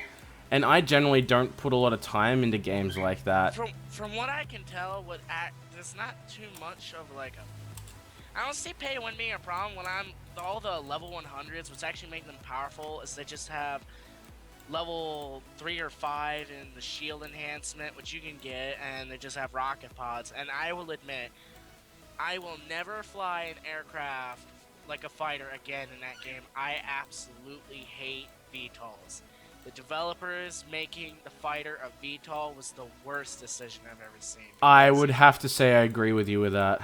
They ruined aerial combat for me. I was like, it's okay if it's a drop ship, a gunship, but not a fighter. I want a bomber, not a gunship that's a little flying wasp. That's annoying. I'd rather have a one-shotting bomber that's a glass cannon. Why? Oh yeah, bombers have they're heavier, they're harder to actually traverse, like probably turn, and they can go in for a one-shot kill. But that's why you probably have other fighters that balance up the fight. If they added a bomber and then made the fighters non-VTOL, it would be great. Because fighters would have a great purpose. Up their power. They can kill aircraft easily, but they can't do anything to ground targets. So bombers are the ground killers. But they can't do anything in the air. That would have been a perfect balance because it would mean you'd find professional flight teams or squads and platoons that would actually have fun playing the game with aircraft. They ruined a perfect opportunity in the game to make more money and more popularity with players like me that love aircraft because I played over 2 years of flight simulators. I mean, I know everything about the British Spitfire. I'm generally quite... I'm usually a pilot in games like that too. I just have a naturally good like a sense of direction and orientation. So generally in things like Battlefield, even Space Engineers, like where some people have trouble doing little things, I'll be speeding through, doing barrel rolls and dodging everything. And we have memory too. It's like, I remember my friend building a ship. And then 5 minutes later, he's like, where's my ship? And I'm like, it's right over there. He's like, where? I was like, don't you remember? I memorize. Like, I can backtrack my memory and forward to remember based on visual direction. Yeah. I'm definitely the same. That's the greatest advantage of being a pilot in games. We're just good talent, I guess. But VTOL combat ruined it for me. Most other people probably like us. It's adding another 2 directions. Actually, more like 4 directions in the game. You can strafe left and right, go up and down now instead of a straight line. Yeah, and it's really annoying because it doesn't feel like there's any real reason to Or to do much of people can anything. cheat. They can just do a stupid twist around and they're behind you. I'm like, are you serious? Yeah, that's crap. And the missile system on me, are you kidding me? You're gonna pull a Battlefield 4 on me and make my countermeasures take 30 seconds to reload? Instead, why don't you make the game more balanced by making a countermeasure dispenser have 10 puffs, and you can rapidly press them whenever you want, but you have to manually reload them at a reload station. There you go. Balance. Yeah, that wouldn't have been a bad idea, actually. It means people can just missile you down, but it doesn't mean you can stay in the fight. You actually have to go home and rearm. That would be much better when it comes to balancing. Plus, that nanite auto repair is freaking annoying, because when your team's ground units dominate missiles, they just keep coming back. It's like, Jesus, VTOL wasn't bad enough. A self-repairing VTOL with 100 rockets? What vehicle has 100 rockets on a light fighter that can be blown up by small arms fire? Yeah. No, I understand now. I get you. Damn it. And the new VTOL dropship they added, that Valkyrie or anything, I mean, it sucks. I mean, it's good for getting troops, a small squad across quick, or being a mobile deploy point, but it has virtually no guns, no defense. The piloting is a pain in the ass because you have to tilt it like a helicopter. What, if they could just add a helicopter, that would have been great. Hang on. Have you ever played a game? It was out on the original Xbox and maybe PS2, and it was called Crimson Skies. That actually sounds very familiar. Hold on, I think I have it. Yes, I do. Wait. I remember that game. Crimson Skies. No. What? No way. It's called Crimson Skies. Crimson Skies 2 was stupidly good for its flight combat. Left thumbstick controlled, obviously pitch, and I think pitch and roll, and the right thumbstick controlled roll and a bunch of other things, and it was really good. But they had this level that was it was a city, and it was you could fly anywhere in the city. You could fly in the air, you could fly on the ground. There were high-rise buildings. It was in a kind of it wasn't steampunk, but it was in a really, Wow, they remodeled my favorite American plane. airpunk. I don't know how to explain it, but your base station was a Zeppelin that you could land the plane in and things like that, and the game itself got really fun just by its flight mechanics. There were 12 planes in the game, and my favorite one was this really agile thing. It had a machine gun, and then the second one fired missiles short range like a shotgun, and they needed to reload. This is definitely steampunk. These planes look wonky. Like, one's a flying drill. I don't remember that one.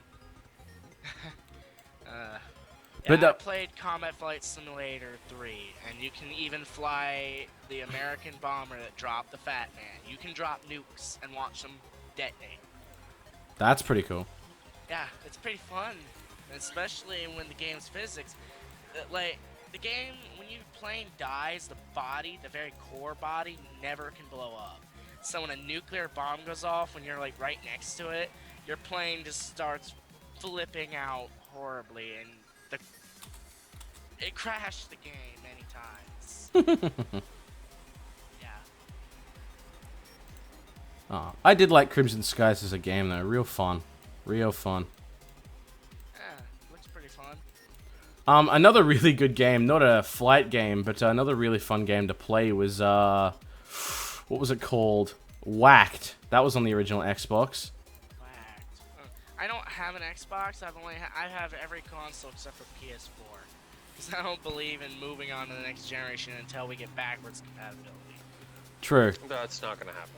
I only bought an Xbox One because I wanted Halo 5. Well, I looked up Whacked, and that was disturbing. Alright, so Whacked is... already. Yeah. Whacked is a novelty-esque fighting game. It's like a game show, and your characters are really out there. Like, one of the characters is named Lucy, and she spends most of her time taking her clothes off and things like that. But my favorite... Yeah. my favorite character was a character named Lucky, and he was a rabbit, and he became like, what would you call it? He got angry because a Chinese company stole his feet to make Lucky Charms, and he's found 3 out of 4 of his feet, and he needs to find the last one, which is why he's on the game show. And he's got this Scottish accent, and he's like angry as fuck. But there's a game type called Dodgeball, and it's quite literally just all of them are playing Dodgeball, and that was good fun to play. That'd be a good party game. Oh god. One is called Whacked. Yeah. Freaking wacky. In a good way. I regret googling that video. It's not that bad. I played it when I was a kid. Voice acting is so high pitched too. Oh yeah, And that's then again, true. it's old. Yeah. I think it was one of the first Xbox games, if memory serves. One of the original consoles I played on was the Nintendo 64. That was great. I have a bunch of cartridges right over there, and the Nintendo's like somewhere over there, missing, as usual. Think I'm gonna need In the corner to. of my room. Am I gonna need to make that a little more rounded? Oh fuck it, I'll live.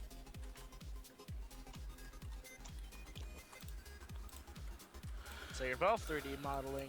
Yeah. That Yeah, looks just like fucking a. around. That looks like a car brake. A little bit. Bridge. That looks like an intake engine.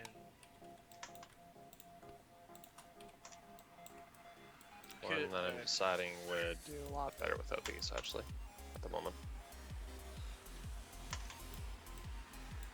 I may not be a modder, but at least it's nice that you guys can take my suggestions. Maybe, No. if we feel like it. Yeah. Having someone to like suggest things and say what they think about it. It comes in handy when you got someone who's not in the modding scene. And I'm a huge critic, so yeah. Okay. I'm a critic about everything. I judge everything. Such a judger. Loch If I Omod. had to rate PlanetSide, I'd give it a 7 out of 10. I'd probably give it lower, actually. Okay, 6 out of 10 for the air combat being held. and it's more like 4 out of, or 3 out of 10 if you don't have friends. Because if you don't have, yeah, if you don't got friends, it's horrible. If you don't have friends. It's probably quite true for the people who don't have friends part. Space Engineers. I would rate the game in its current state 7 out of 10. Mostly because it's laggy and the physics are severely broken. I would Well, yeah, it's gonna be laggy for a while. I would regardless. say 6, but I understand the scope and the trouble that they need to go through. Yeah. So When I get my new hardware, though, at least I can enjoy the game without having any. I mean, I play 60 FPS when there's like nothing in the world but one ship. If it's a large ship, my FPS goes around 40. If there's a lot of ships and asteroids, it's like 20. The new hardware, I'll probably stay at 60 all the time, and I can enjoy the game. I wanted to make a YouTube video showcasing my entire fleet when it's done, and it'll be playing a dramatic organ song or something, because it shows a ship being automatically constructed from a facility, and then it joins a massive fleet with like 40 ships. I had a plan to make a comeback video when I originally announced my comeback, and I still want to make it. The problem is the production value of the video is fucking huge. I actually have no idea how to do special effects. Like, how do you do all the editing? How do you make your intros? How do you make those custom 3D fancy intros that you all have? It's like, I don't know how. 3D, obviously 3D. Sometimes it's synthesized in things like After Effects, but getting hold of things, After Effects and whatever else is probably the best place to start. I know Video Sage is just an animated overlay. That's pretty simple. But some others have their own custom intros or 3D. It's like, man, I need my own intro. That's evil and dynamic and pony related. Hang on a second. Give me a minute. I'll throw up an intro I did and I used for one fucking video. What's the stream like? Is it like a decent quality? Is it still running at a good frame rate and whatever? Oh, it's 60 Well, FPS. people can choose. It's at default at 360, but you can get 1080. Oh no. You have the capability of it, and it's still running very, very smooth. Okay, I'm good. watching in 480. I'm gonna try 1080p mode. See what it does. All right, in that. Holy, that's some super clear pixels. All My right. God, you have a high Better- resolution. I've never seen 1080p on a live stream look this good. This is better than PewDiePie's recording. And this is live streaming, so that's sad. I have fiber optic in Australia, so my upstream is like 10 or something, 10 megabytes So a why second. are you hosting this Skype call? Damn it! Because you called me. All right. I didn't know you had freaking 5. It's not as good as Fine. things like Google Fiber though, so don't get your hopes up. So what's everyone's what's your average download rate Give me a sec. We'll find out. through Steam? Like that tells me basically your internet rate. Can don't I trust the do a test speed sites. test through I Steam? do not trust Steam's ability to do its thing because it's based on what I the mean closest is- server to you. What I mean is like when it downloads a game, what's its average or its peak always? Because my peak in that current is almost always the same. Well, I'm downloading an update for Arc at the moment, apparently. And I'm peaking at 7.3. Oh yeah, your internet's about 3 times as good as mine. Well, I don't even have fiber optic for crying out loud, and I have. Where's my I download highest. The highest I've had's, I think like 12 or 14 megabytes a second. What's your internet bill, man? $100 a month. Oh shit, never mind. Screw that. That's Well, actually normal here. I shit you not. Here our internet bill is probably like 20-30, and we're paying for AT&T users. What the fuck was I looking for? I'm looking for the intro. Where did I put that? It's probably in YouTube assets. Is it in a folder called intros? No, it's yes, actually, but it's in. I have an entire library dedicated to YouTube assets. Ah, so I would just try to search for YouTube.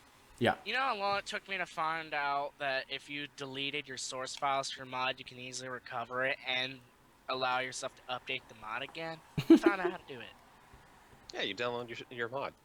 No, not just And you download open your it up mod. as a zip file. No, that's not what I mean. If you No, want to that's one way to update do your it. mod again, you don't have the mod file anymore. The special mod info INI that tells the mod that you own it. Well, I found out how to fix it. Oh, really? Copy one from another source folder. Doesn't matter what it is, as long as you have another copy of the same file. And add Doesn't have your to be the user code, right? Add it in. It has the same user code already. So remove the mod ID number and then copy the IP address to your mod. The IP numbers that are Oh, the basically URL, numbers. yeah. Yeah, and the numbers that are basically the mod that you looked for through the mod list, you just put those back in the ID, and you can recover your mod updater. So you can update your mod again if you lost the source. That saved my life, because I do not want to re-upload a mod that I have over 1,000 subscribers. I'm not going to make them go through that. That's just not fair. If you watch the stream, it should show my, my thing. Loading dead weight? Yeah. Damn. That was That's something good. that was something I threw together in a few seconds. It's got a sick sound effect behind it as well. I mean, I would like an intro that's probably like 5-10 seconds long that just shows my empire and its evilness. Well, that's 6 seconds long, so it's not too long. Oh, that's not what I wanted to do. But Kotu, if you're wondering what I mean by empire, I have a Steam group called the Equestrian Empire, Ah, okay. making Okay. my own fleet. Okay. Alright, I need to hide that. Go away. You know what? I'm just gonna. It's desktop right. Okay. I need to soften that. Oops, start my music again. And hopefully this actually figures out where the textures are. Oh no! Call quality. Who's having trouble with the call quality?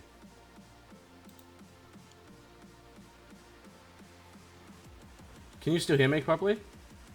Yeah, I can. Okay, cool. How's my stream? My stream's health is fine, apparently. That's weird. Okay, whatever. Alright, let's grab all of these. I don't really want to have to do it this way, but... Oh, yeah! There it is! Your intro? No, I already played that. You're, need to catch up, mate. No, it wasn't even playing. All I saw was the logo on your thing, so... Ah. Where the fuck? Delete all by type, history. No, I was talking about my, my catwalk. I'm so gonna change that. I have completely different design ideas for where I want it to go now. Yeah, it's fine. I'm just fooling around at the moment. No, it's cool. I thought I'd just let you know, to be honest. Pardon? I thought I'd just let you know. And anyone else who was watching me do the work on it yesterday. Yeah, I'm just waiting for the thing to respond. Apparently, my video driver's out of date, according to this file. And here, you know how I told you that my computer makes systems get confused? Yeah? Give me a second while it loads. Alright. Because I'm confusing the shit out of this program, the Substance Painter. I'm waiting for it to go on sale this Christmas. What Substance Before Painter? I get Designer. Ah. Because this is a $140 program itself, and currently it's the same for the Designer version, and even if it's the indie, their commercial license for it is $640, and they sell it on Steam as well. Oh, nice. I'm not gonna pay $640 for it, not unless I start making games. I wonder how much it costs in Oz, man, because we have some stupid fucking prices. And that's my rig. Do you have two graphics cards? Mm-hmm. A 980 and a 660. I'm only running a 780. 780 Ti. Yeah, this is my primary card. Well, technically it's my primary card. I've confused my computer because of two things. One, my 980 is only running this monitor that you're seeing in the background right now. Yep. So I do all of the, but my other two monitors on the left and the right are running off my 660 because I'm still waiting for my damn DisplayPort cords. Yeah. So the system gets very confused when you actually transfer one window to another, because you actually have to transfer all of the work, all of the memory in the graphics card to the another other card. So it takes forever to do, and it stalls. Oh, Jesus. No, I don't want to think about that. Yeah, so having multiple graphics cards can be an issue, especially if you have multiple displays. Yeah. No, I'm right. I'm cool. Unless they're an SLI, then it's not a big deal. You don't have him running in SLA? Pardon? You don't have him running in SLA? Can't. Different type. That's right. Oh, you kind of can.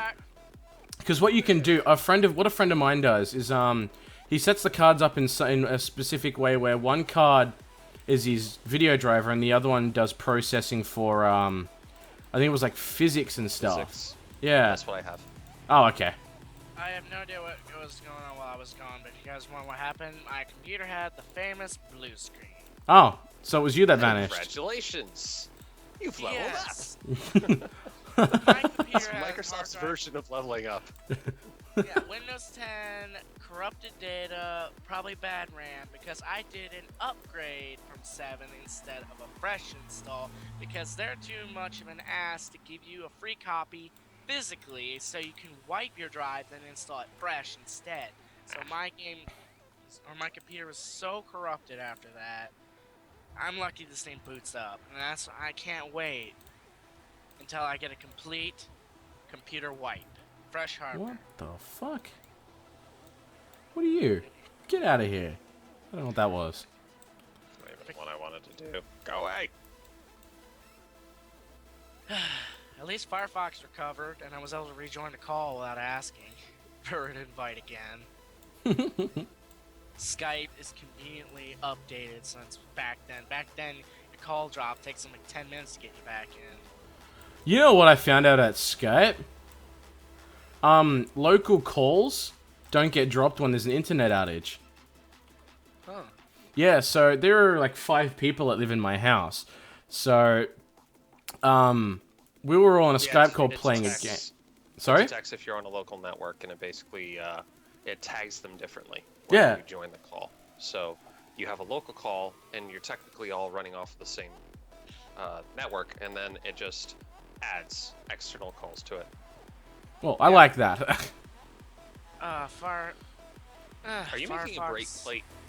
No, but audio already asked me that. No, I know. I'm just rehashing it because I just looked at your 3D. Control Alt Delete. Oh, sorry, my. Task Manager. the idea is that once it activates, this will come out like this. And then it'll also like swing and things like that. But then the whole ring set is going to. I can't bother moving the fucking. What do you call it? The handle that moves things. But the whole thing will move like around here, and then it'll hook in. At least that's the idea I'm working on at the moment. And there's gonna be screens on the front as well. Are you guys able to hear me? Partially.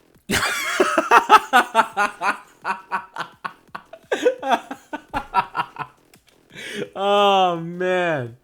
Oh man. Just so nonchalant, like, a little bit. That's As great. you'll probably be aware of what I do, I love being sarcastic. You're doing a good job at it. You can never type it out well enough. People constantly just go. You just hear airplanes run overhead whenever I actually try to be sarcastic on the internet. You wait a couple of minutes, still nobody gets it. You're like, God damn it! And it's like, I wish I have a mic. That's the other reason I like to actually speak rather than type. That's fair. I don't do sarcasm well on typing. Yeah, without context, sarcasm is lost. Yep. That's fair. How was the overall quality of this call? Let's have 2 stars. Call ended unexpectedly. Oh, I could do other and specify something completely ridiculous. Nah, let's not do that. That requires effort. Let us make it. Oh no, God no. Not too much. Alright, I should get rid of that bottom piece, I think. That doesn't really work for me. Ooh, I could do that, actually. Because then if I made it... Yeah, it's object component, right? Yeah. Ah, piss. Can't really set a centerpiece up here, though. That's kind of annoying. Ooh, technically I could. Let's get rid of these for a minute. Oh, well, the sharpen effect really does actually affect that. Like things up.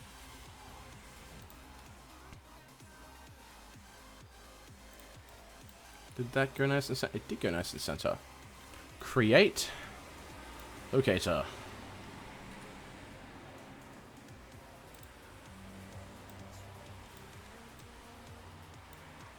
See, what I'm hoping to do, once I can actually figure out how to apply your frickin' bump map to this, is that would look really nice on this steel.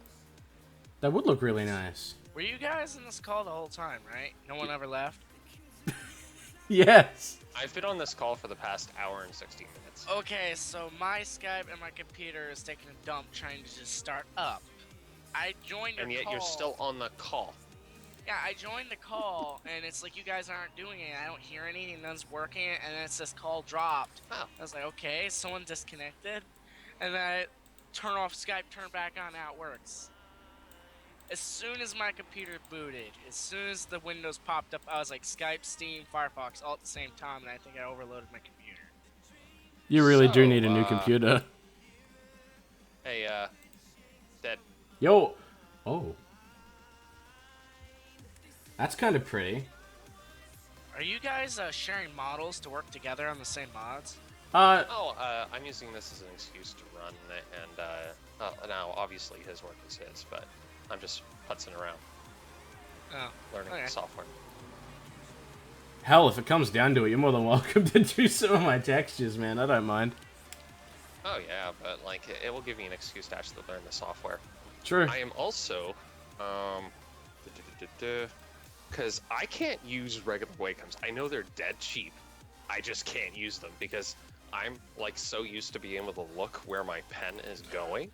Yes. I can't offset my vision. That throws me off. Yes, I understand that, and I can't use my Wacom too good because of that, which is why I forked out $1,000 for a a Note 5 so I can use the Wacom tech built into the phone. How do I stop looking at someone's screen? So there's this that I'm looking Never at. mind. It The works. Cintiq. I fucking want one of them, but I want the 22, not the 13. Well, I mean, like, the 13 is still pretty damn big when you think about it. Oh, True. That looks cool. Damn, $1,000? Yeah. Dude, I'm gonna be it's buying a a TV tablet. before I buy Make that. your own. It's a HD drawing tablet. If you learn to build computers, you could probably make your own for cheaper. It's an IPS display. An IPS display for 13 inches is still a good couple $100. Oh, 13. I thought that was like a micro tablet. I didn't know that thing was that Oh, big. no. It's an It's IPS just- display. It also has advanced pressure sensitivity, tilt sensitivity. 13 inches is bigger than my old monitor. That is a big tablet.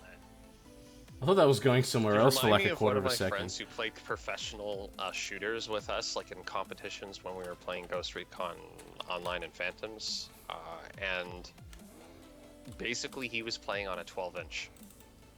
I didn't even have a 12-inch back then. I had a 9-inch. I have no idea how. No, he did this a few years back when he could easily buy like a used monitor that was bigger than the one he had. Imagine a computer where you had to punch the monitor to keep it running, and a computer with blue screen trying to boot up. That was my old PC. We're using it too. Pretty much, yes. Is it a CRT? Yes, I believe. It's an old box It's- monitor that runs hot. Nah, mate. It was one of those pretty colorful Macs that you could get. Remember Hey, those? did you play Ghost Recon Online? Have you played the original? Oh, are you asking me? No, I haven't. Ah, that's so good though with friends. The original's the best. Wait, Ghost Recon? No, I haven't. Yeah.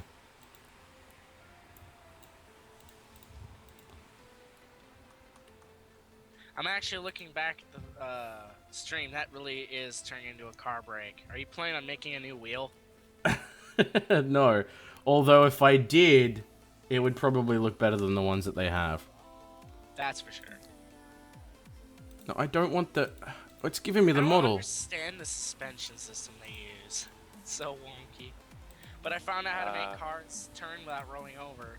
Do you remember my suggestion to remove the goddamn wheel from that suspension? Yes.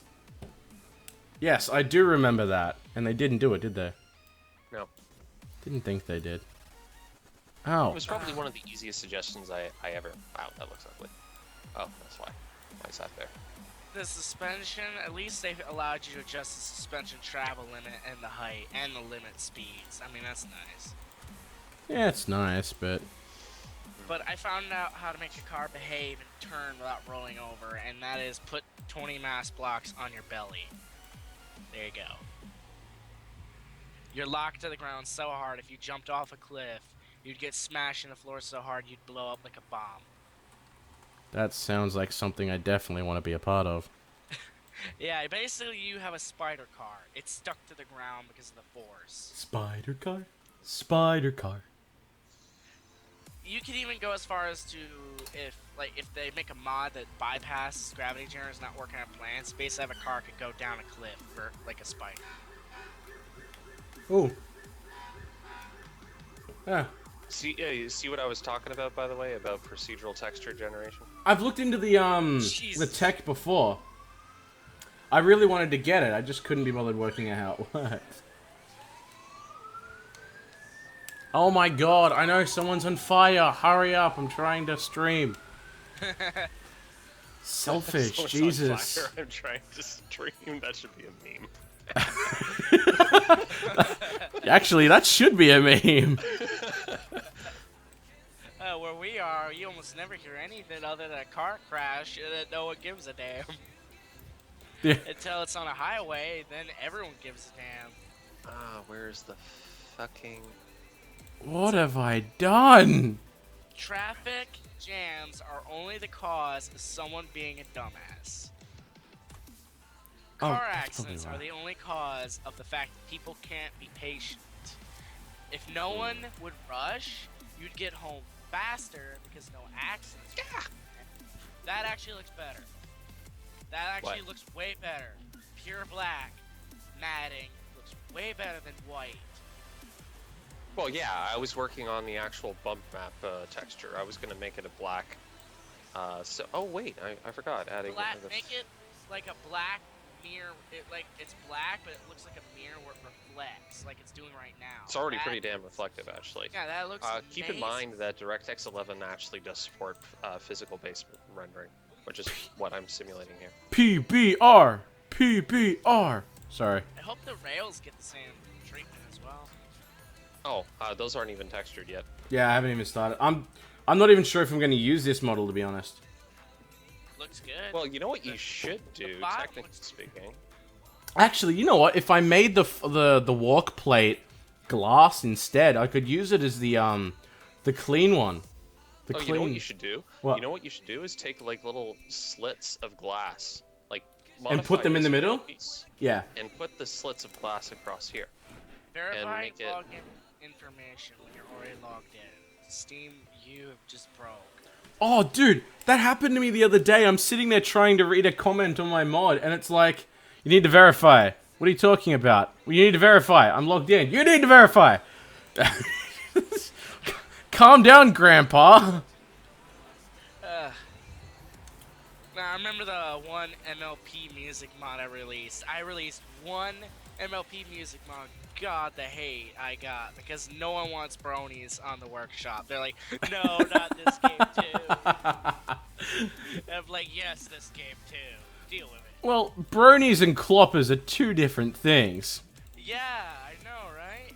And it's like, geez. And yeah, cloppers are weird, but why are we judged so bad by that? I mean, look at every other fandom.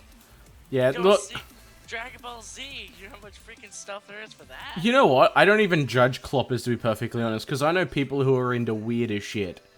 Yeah, I mean, don't judge people by their private pastimes. Yeah. Although some of the people I know, I'm gonna judge them. And they know why.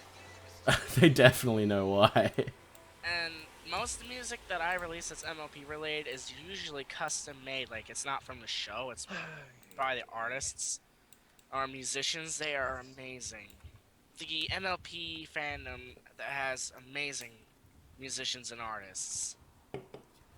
Most of the best dubstep you hear about it, or is like remixes, is coming from our fandom. Oh, you know what? Chances are this isn't gonna... I don't know if I get a copyright strike for this, but where's my music? Have you heard of MTC? MTC. I'm gonna put it. MTC. I'm gonna put it on now. I'll put it up on the stream. I'll turn the input in a little bit, so you should be able to hear it a bit more. Where is it? Because chances are this isn't going up because of copyrighted material anyway. Oh, okay. Like, it'll be streamed, but my thing will be copyright.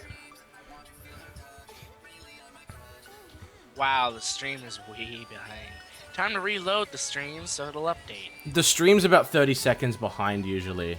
Actually, you know what? Yeah, no, just listen to it yourself.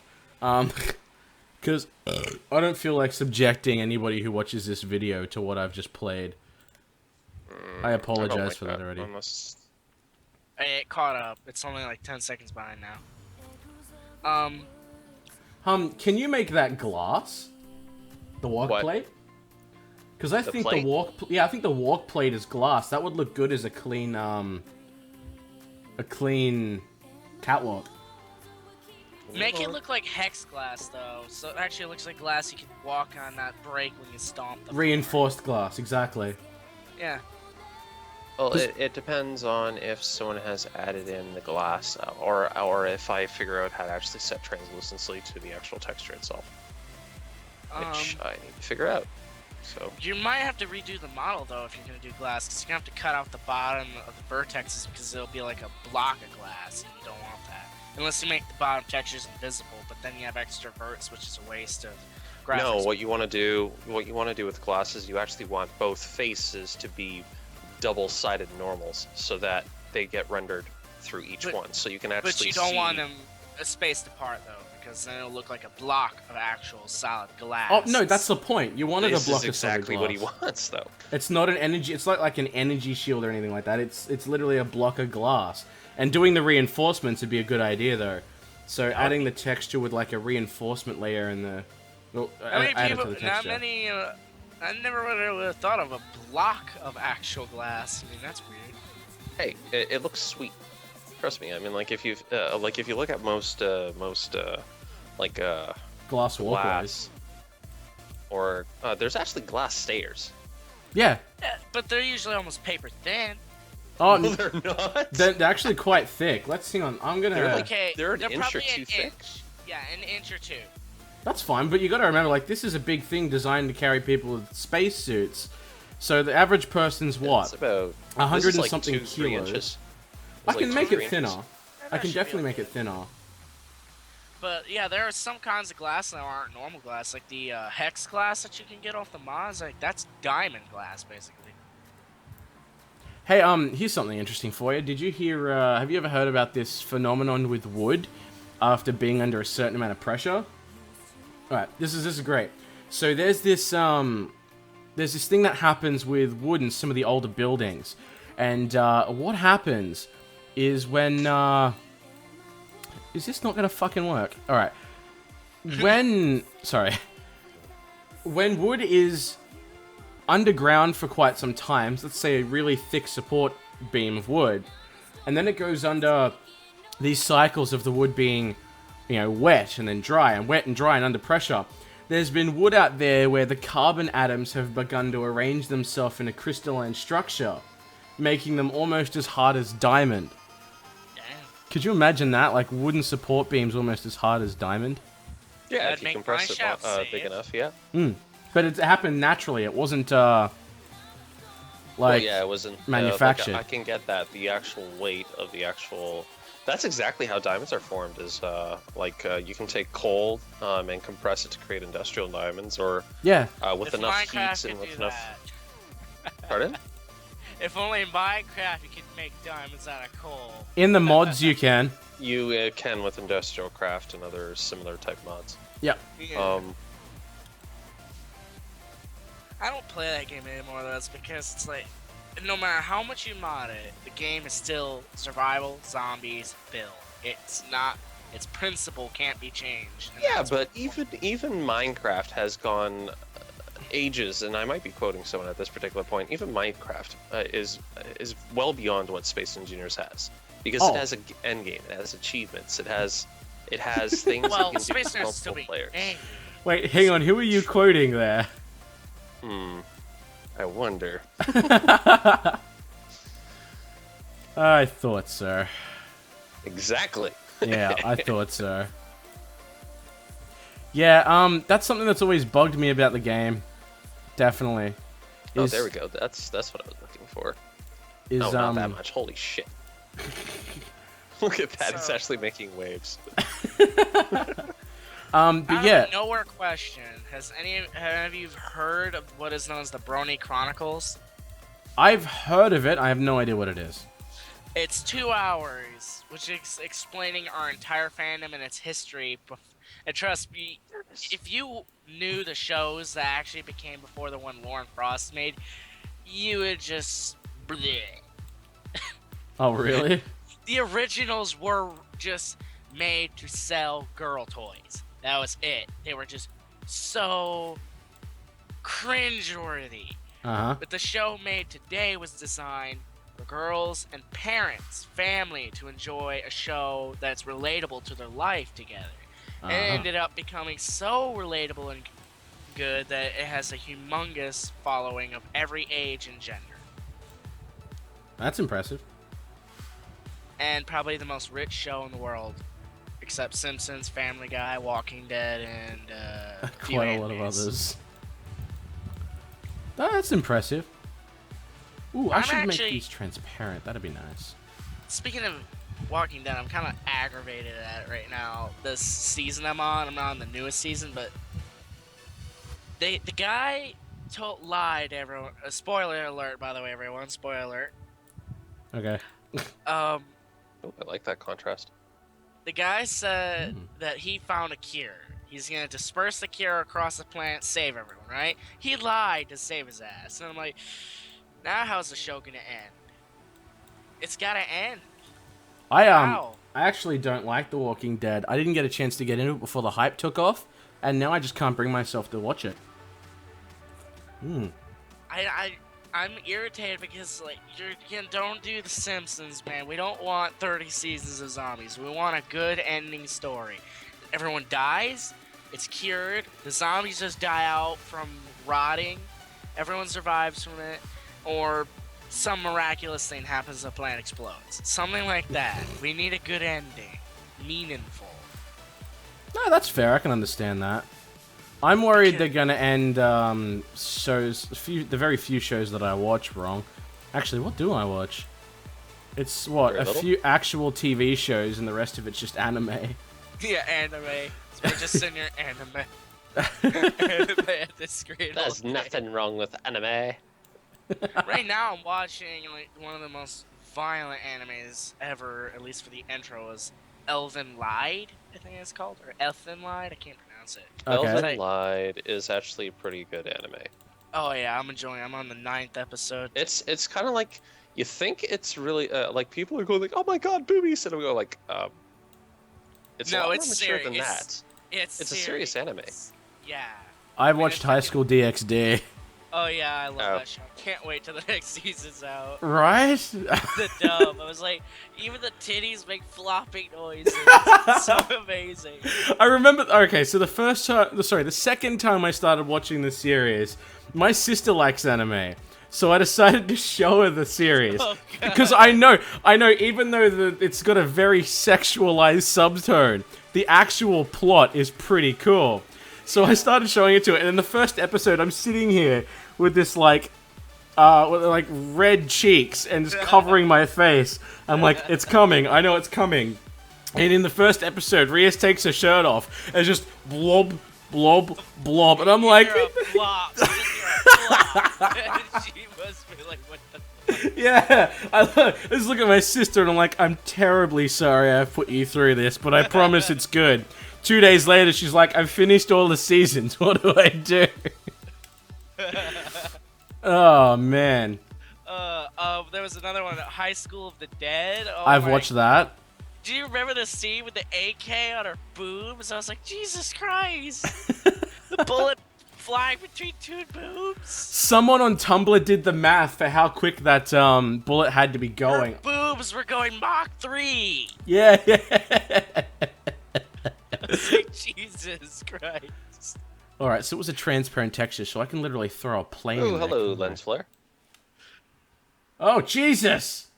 Turn the lens filler generators off, Captain. Yeah, I was about to say, somebody let J.J. Abrams in the Substance Painter. I was about to think that too. It's like, oh my god, a scene from Star Trek. Oh. Alright, if you like NCS music, I did have an NCS music mod. Oh, really? Yeah, I'll just post you my workshop page so you can see all my mods. I think I looked at some of them, actually. I noticed you did sound, and I tried to pull one apart to work out how audio worked. If you want to know what songs I have, when you look at the mod, it'll list each and every one of their songs with their full name. I'll definitely check it out, man, no doubt. If you play Unreal 2004, I even have the soundtrack from that, believe it or not. Wow. I got only a few songs, but I did get plenty of Unreal fans that downloaded that. But my most downloaded mod that I have, I think, is... Oh, wait, hold on. I did not send you my workshop. Whoops. I sent you my subscribed mods, not my workshop. I have 14 mods, and now I'm going to text them.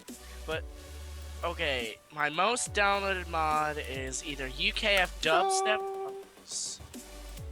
Thrust... Okay, hold on. I'm going to check through them. I know it's definitely not this one. Let's see. 1,709 visitors, 439 subs. Oh, did the game... Oh, it crashed? I did... You know how I told you that I have so many things running at the same time, and my video card is sharing memory about two non-SLI cards? Yeah, the system didn't like that. If you've done the NCS one, check out Monster Cat and Tasty Network. Okay.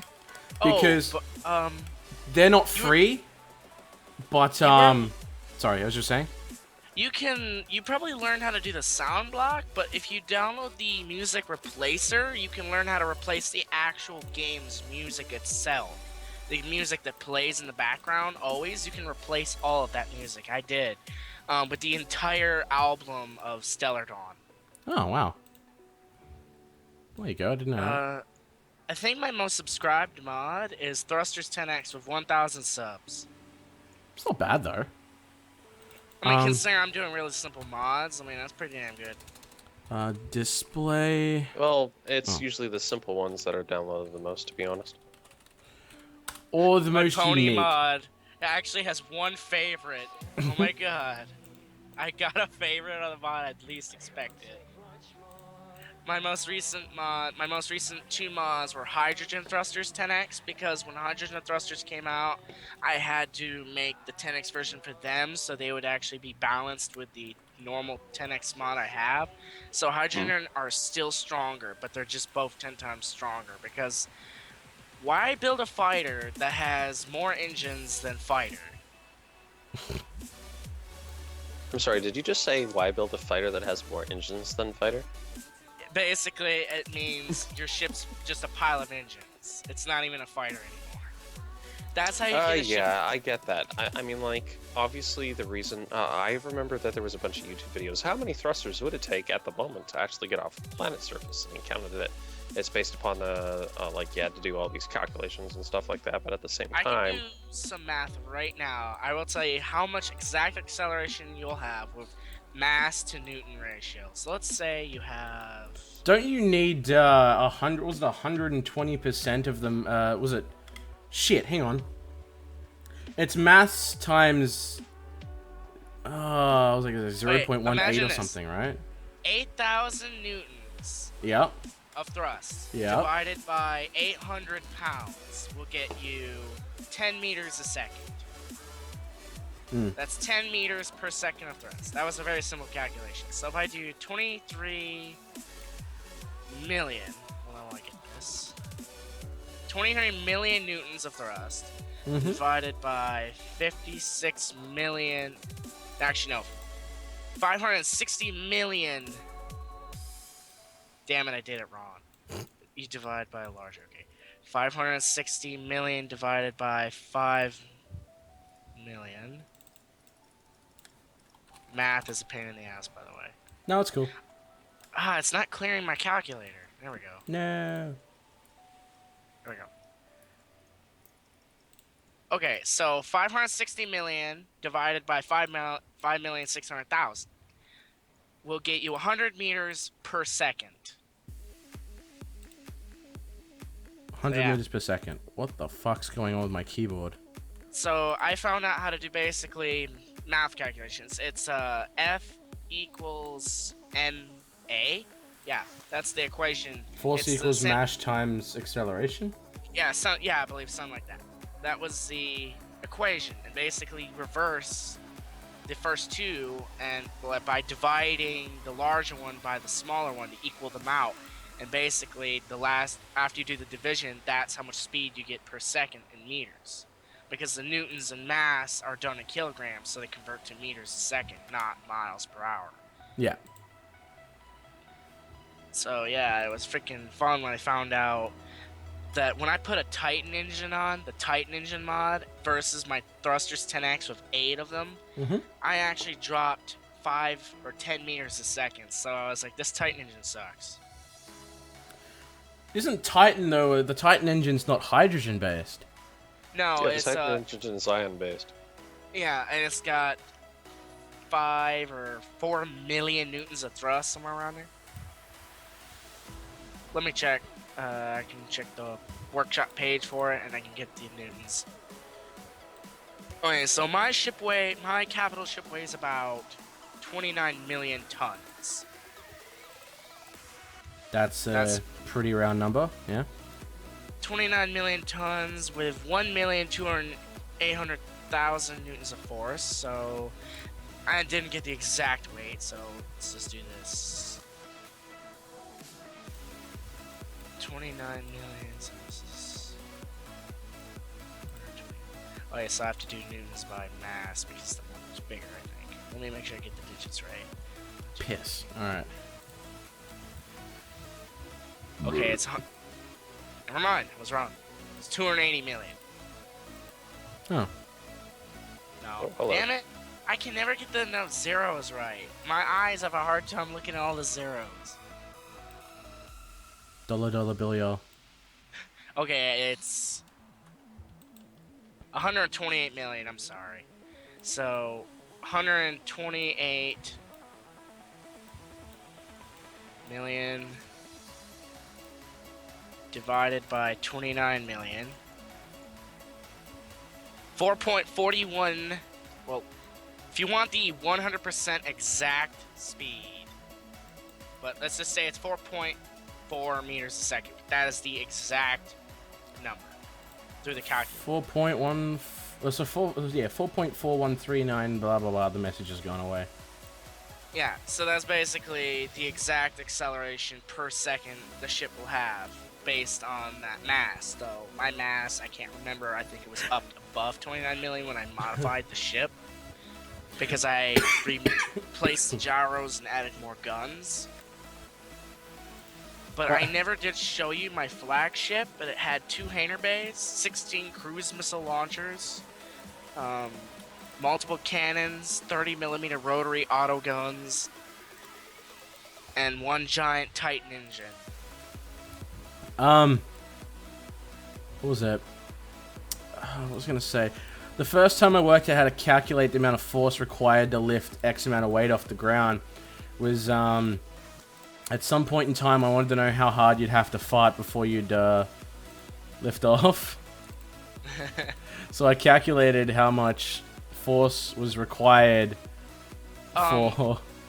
I actually already know how to do that. Basically, you take the speed you've measured using my mouth calculation, and then do another calculation. Basically, 1 g of gravity of Earth, I think was around 2 point something meters a second. You basically shave off your speed by that, and that tells you how much you have left.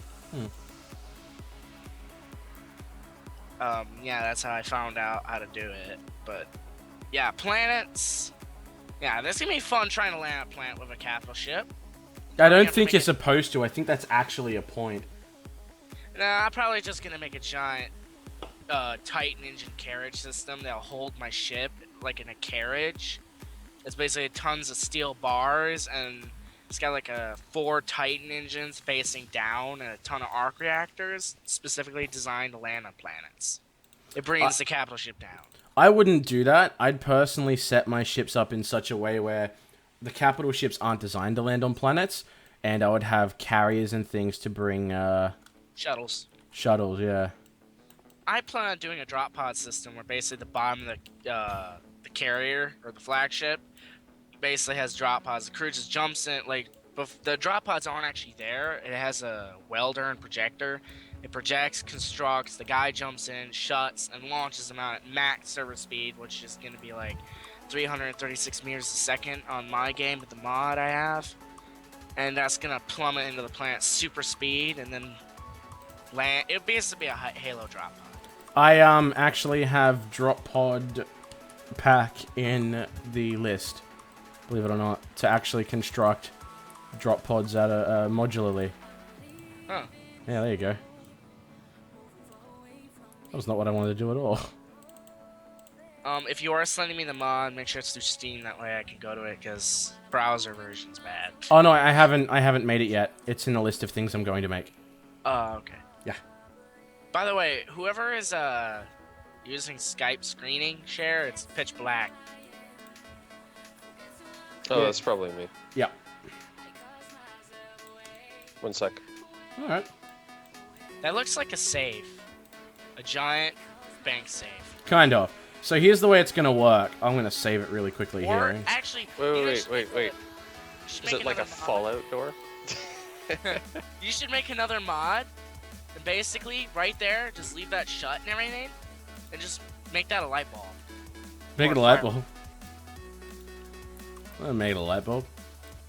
It Wait, would look like what? it looks like a perfect light bulb or fire alarm or a sound block, a custom sound block model, and you can basically make a fire alarm.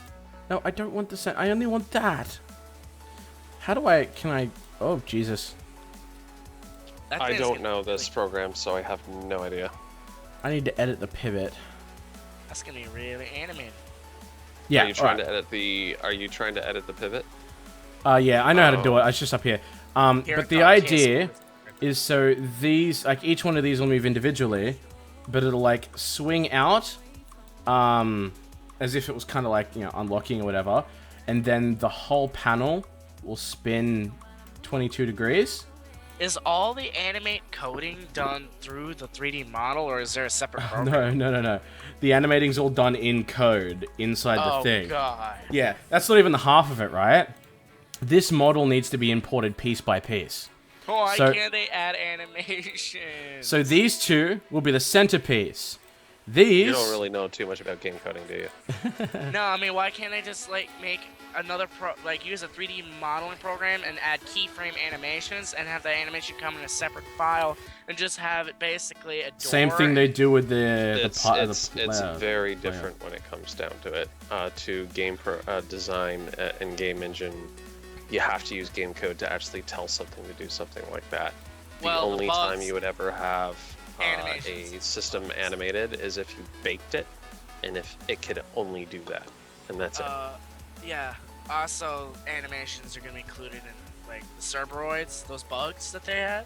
Yeah, but that's a player. They run on a slightly different system. Although I don't understand why they can't implement that down the track. That's something that does Yeah. bug me a little. Really quickly. Yeah, I would like them to. I'm just saying that I hope they most have more games Cerberoids. actually. Sorry, go ahead. No, I I was- really hope they add more the Cerberoids, based on what I can see so far, are not gonna be that good. I mean, they're okay, but it looks like they're gonna have a lot of problems when they come out. Like pathing. I mean, how do those things even be intelligent? How do they know how to go around the map? I think that's why they have medieval engineers working the way it does. Because they're using that for land-based AI things. It's probably the voxel meshes work as nav meshes too. That's what they're trying to actually get it coded with. It's not just that though. Yeah, I remember a bunch of other people. They're like, would they have burrow animations? And I was like, yeah, they're just gonna burrow underground, and the scripts are gonna teleport them, and then they on-burrow somewhere else. Well, that's fine. Like, that's probably how they do half that anyway. In any other game, it's exactly what they do. What I really hope you can do is They're actually going to turn this capture into them. the Zerg spiders. What I really hope you can do is actually lure them into a cargo bay, lock the door shut, fly to another planet full of noobs, open the door, and drop like 200 of them on the players. Like, Well- actually, a drop ship full of bugs. I really hope they do something like that. All I'm thinking is that scene from Starship Troopers. I know. It's like you have that small little noob base and going like, you thought we wouldn't invade? We will. Like trash can planet full of bugs, and like all of a sudden the bugs start like swarming out of them. They're like, no! And then you come in with bombers, you think you've killed them all, and then another dropship comes in, and there's another army of bugs. Well, I mean, like, technically speaking, if you have that many bugs, all you have to do is throw in some food for them and hope that they breed. So by the time you come back to them, they're like, aha, they just had children. I really hope they redo the face, though. The model looks like they put the Cylons from Battlestar Galactica and mixed it with Spore. The Spore creeping cube It pack. could just be placeholder for the time being. Obviously, that may not be final until they I actually like- release it. I like the body, I just hate the face. How many people are on fire around here? Well, you're in a city, so... No, I don't. I live in a suburb that's like an hour away from a city. Although Probably it's a people popular having- suburb. Probably Are you people close to eat the it suburb's method. fire? The fire, actually, I'm down the road from it, technically. If Let's you're give in it a about sub- 800 meters, yeah. if you're in a suburb, there's probably just a bunch of people with methane and weed, and they probably just set their house on fire when they lit a cigarette. This is To Blacktown, be I honest, when wouldn't a be person surprised. calls 911, generally speaking, if they don't know the severity of the call, they'll send everyone. So it just means that a lot of people are not actually specifying what the emergency is. That's fair. Gonna get rid of these 3 for now. Oh. Let's see. I really wish I had my... you know the last time I had a Wacom tablet? The magnet, like it was one of those old Wacom tablets. Was it Wacom Companion? It was an old one. Either way, it ran off of magnetics, and for some odd reason, the magnetic field got all fucked up. So what ended up happening is you could start drawing, and it would look like this across the screen. And you're like moving it, like you're moving the pen like this much, and it's going like. Grrr. That's impressive. I'm going like, okay, if I wanted to draw abstract, this would be perfect. But no, it didn't work. Not Hey, that well. do you remember that game I was talking about that's called Aaron or something like that? Aeron, I and Aeron, yeah, A-I-R, was it A-I-O-N or something? Yeah. Yeah. I was playing it not too long ago, and yeah, the game is freaking fun. It's like World of Warcraft meets steampunk and angels, because I got wings and guns. That's kind of cool, actually. I can fly almost whenever I want. I can shoot with freaking pistols. It's like the graphics aren't the best. I mean, you can't fly all the time. There are many places that can be restricted, and flying isn't as cool as you'd expect it would be, like fast. And you can fall to your death. Like, you can't fly forever, and if your flight bar goes out and you're too high, you're gonna die. Oh. I remember Fall when I was... damage for angels. Ain't Yeah, that I ironic? remember when I was flying, I accidentally hit the turn wings off button, and it sits there regenerating my wings before I can pull them out again. I fell to my death just as I took off for the first time. And I was like, I look like such a noob. And there was like 10 players down there staring at me when it happened. And then I respawned right next to my dead body, and my character's just sitting there wounded. I'm like, Jesus Christ. Why do wings have to regenerate to be used again? If I only turned them off and I didn't use them up, I should just be able to reactivate them immediately to save my ass. That's when I learned to map my turn wings off button away from the other one. Hey, did you guys ever play Titanfall? I did, and the game is rage-inducing as hell, because it's Call of Duty, but you get ran over by mechs. That's not the thing that shits me. The thing that really shits me about that game is the pistol. What's that pistol? No! That's my favorite gun! No, it's a noob gun. It is a noob gun. You shit on my pistol. Yeah, I shit on your pistol. Because if I'm running around, shooting at you from whatever, with actual skill, I don't expect someone to be able to walk around a corner and have a gun, lock onto everybody I've ever loved, and kill me through the screen. But remember, the pistol's got short-range targeting, and you can kill me by the time the pistol locks on enough. Every time I'm using it, it has to relock your head multiple times. Not when you use it enough. Once you use it a little bit more than just a little bit, like, it insta-locks players, and it's stupid. Like, yeah, and you get the aimbot upgrade, basically, which upgrades the lock capability, speed, and range. Yes. Oh my god. Like, a whole squad of troops drop down, like, gun up, they're all dead. yeah, I played it on a stream, and I've got the video up on my channel, but, I shit you not, like, I decided that I'd go bitch mode, and I'd pull the gun out, and I got like 70-something kills. Oh, wait, now if you think that's annoying, imagine getting your brand new Titan. I'm talking the big one, the one with a lot of armor. The ogre, yeah. And one guy with a machine gun kills you in less than 10 seconds. I don't have that problem. How do I do it? Well, get a machine gun, get the hammer upgrade, get a pile of C4, jump on him. After you throw C4 on him, shoot him when he thinks to pop the gas, and he's like, oh, I'm alright. He's half dead already from your machine gun, then you pop the fuse, and he blows up instantly. That's a good idea. I played a really good, like, I was a really good tank when it come to, the, what do you call them? The Titans. Like, as a Titan myself, I could take out probably the entire enemy team and then some, if they were all in Titans and generally by myself. I'd usually do so much damage before they destroy me, that they'd be weak, they'd have nothing left, and then the red button on my keyboard I have mapped to auto-eject and detonate my core. So I'd jump out, the core would explode, killing maybe 2 or 3 of the stragglers. One's left, I'd land on his back, pull my gun out, and just offload into his thing. He'd blow up. The smart idea to deal with that is not just disperse smoke, but crouch down so you're in the smoke completely. He won't survive. Unless he gets away, like jumps off of the jetpack and gets to a roof in time. But if he was previously injured, he'll never survive the gas. Unless he immediately responds before the gas actually starts sparking off. Gas never gets me. I'm too damn fast for that stuff. I'm like the professional anti-Titan player, an anti-noober.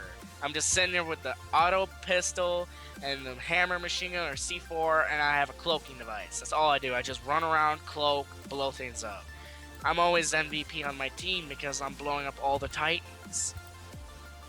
It's not bad. But the game, I'm like, the whole purpose of the game, though, is mechs. I can't even enjoy that, so I'm like, well, I might as well be the one to be the ass that annoys everyone else. That's fair. Well, I mean, like, it's part of the game, and how you play is is also allowed there. I mean, like, if it wasn't allowed, you would have had to been in the mech most of the time anyway. Yeah. When I play Battlefield, I do 2 things to get tons of kills. One is... Throw grenades. No. Grenades suck. They absolutely suck. The only good grenades is smoke grenade. Okay, so I get an MG4, 200 bullets, an ammo box, a bipod, a fluoroscope, which is thermal vision, and a suppressor. So I sit on a roof, I pop it down, and every single enemy on the entire team, I can instantly see even their little fingers around the corner. I killed the entire enemy team 3 times in a row, with 1 life, with 200 rounds. And then when they went after me, I threw a smoke grenade on myself. They thought I ran from the smoke. I was in the smoke and I could see through it with the thermal. I killed them all again. I got kicked off the server and banned for it. And then when I went back to check the server, it said a new rule was posted, no smoke grenades allowed. I was like, well. Clearly one of them was a mod. Yeah. And the second solution. I'm sorry, but that's Battlefield tactics. I mean, like, if you really aren't going to actually fire within the smoke first before you actually start to proceed, then there's kind of something wrong with you. Yeah, and the second solution, play recon, tugs, sensor grenades, smoke grenades, and the carbine called the MAR-21, I think. It's a really high fire rate. MSR. Yeah, something like that. And a reflex sight. No suppressor or suppressor, depends if you want to be more sneaky or just run in gun. And the angled grip. No laser. Never, ever, ever put a laser on your gun. That's the worst thing you could ever do. You get spotted instantly when you do it. And I basically throw a smoke. I have tugs and sensor beacons, so I can see them everywhere on the map. And I don't even look at my screen. I level my camera out to the level of the world, and I basically look at the mini-map. I look left and right and align it with the targets on the mini-map. I can kill them through the smoke using tugs.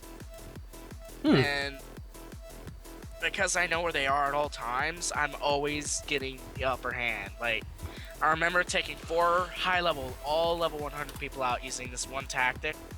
I put a tug in the corner. It's on Operation Locker in the room with that one box and you shoot, turn off the lights in the kitchen.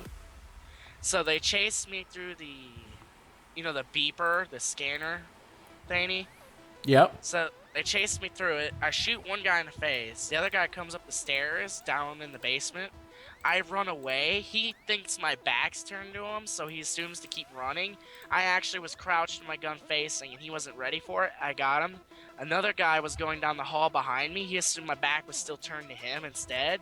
I was waiting on the corner and shot him in the back because he didn't see me. And the fourth guy assumed my back was turned again. They all assumed my back was always turned to them every time, and they weren't ready for it. That's how you take advantage of a tug, because you know how they behave. Yeah, I got really good at the game. I'm a Battlefield 3 veteran, actually. I almost had the world's record greatest KD in one game. That's well done, actually. Good work. 115 or 125 kills and no deaths against level 75 and above players. I used to be professional quality in Halo Reach. No one believes me when I say that, so I figured you guys would said BS hacks. Meh. I've you seen know, people I'm a pretty good player in my own game, so I'm not one to actually judge others just because of the fact that they say that they're good. Because there's a lot of good players out there. It's just a matter of who you're facing at the time and, well, obviously luck and skill. The reason why I did so good is because my team knew me. I play on that server all the time. The enemy team hated me. I kept getting vote kicks every time by every single team member on the other team. My entire team voted no against it, and every single member listened to everything I told them to do. Every one of them. My one squad was perfect. One support, everyone else was medics, I was a recon, and I was using the most overpowered weapon in the game during its time. And that was the Mark 11. The semi-auto DMR. 4-grip, laser, a 6x scope, and that was it. And I got that many kills with just that one gun. The one ammo guy would resupply our whole team. We only had like one support, and I was the one guy. We only need one support. Everyone else was medics. They just couldn't kill us because every time they did, we'd get right back up with all the defibs everywhere. Just suck it, everybody. Most games you play these days, no one cares about the medic. Or when they do, they just do it for their own good with the med kit. No one ever cares about defibs. So if you're going to play medic, you do your job, or you don't play medic at all. That's fair. Recon's job is intelligence gathering, info, tugs, and the way I play, I pretty much am a master of tug use. Support. Everyone assumes support. Drop ammo, run and gun with machine gun. No, not at all. Support is actually designed to camp. Why do you think all their machine guns can have bipods? That's a fair point. Bipods make your gun more accurate than a sniper rifle. It's so overpowered. That's why I can kill an entire enemy team when I lay that gun down. Alright. It's like, no one has logic these days in games. That's just irritating, I guess, for a PvP experience not to encounter many people that are actually good. But the ones that are take advantage of other cheap tactics against you, which can be annoying. But I suppose all tactics are fair in war, right? Yeah, all's fair in love. Yeah. I feel like I've been the only one talking. Most likely. Well, mostly because I am just reading up on something, which is the reason why there's still a cube on my thing without anything really happening here. I'm refining my memory here. Sorry, go ahead. No, Zucky just jumped on. Oh, where's Zucky? I should get him on down here. He might be working. No. Worth a jump, though. Like, if you haven't talked to him for a while, definitely jump on and say hi to him. Hey, Deadweight, you still work the same job, right? Yeah, man. Is it still awkward? No caps. Awkward. Is it still got those moments, like the one you explained in that story? Oh, you have no idea. Like, some of the people I've served. Fucking sick. But I'm not in the same area anymore. Like, I've moved out from areas like that. So, when you told me the story, I'm just... How would you complain about your phone not working when it's obvious why it's not working? I just don't. He was older, so I don't think he really. I'm not sure. I think he just did the first thing he could think about, which was to take it to a quote-unquote professional. I just imagine you lifting your hands up, you're like, nope, nope, nope, give me Windex. Yep, that was exactly what happened. I'll take anything at this point in time. Just get this man's dry jizz off my hands. Oh my god. Well, I'm realizing it's about 5 o'clock in the morning. I'm probably going to be actually dropping this call within maybe 20 minutes, half an hour at most. Just so you know. That is fine, because it's 9 o'clock here, and I wasn't expecting to be going for this long. 5:09 a.m. here, and I'm up till like 8 to 10 a.m. and I go to bed and wake up at like 6 p.m. I am what we call a night owl. I hate the day. Is that a night owl, or is are you a vampire? Vampire night owl. I hate the sun. It burns. I am a fluviophile, so I love the rain. Yeah, I love the rain too because it gives me an excuse to stay inside. I like going out in the rain, actually. It's the only time I actually enjoy going to the beach. Which is ironic because going to the beach you can actually get wet in multiple different ways. Get rained on or jump into the water. Yeah. I know, Deadway. I think you're thought of a third way to get wet. I think I was just thinking what you thought that, right, too. Damn it.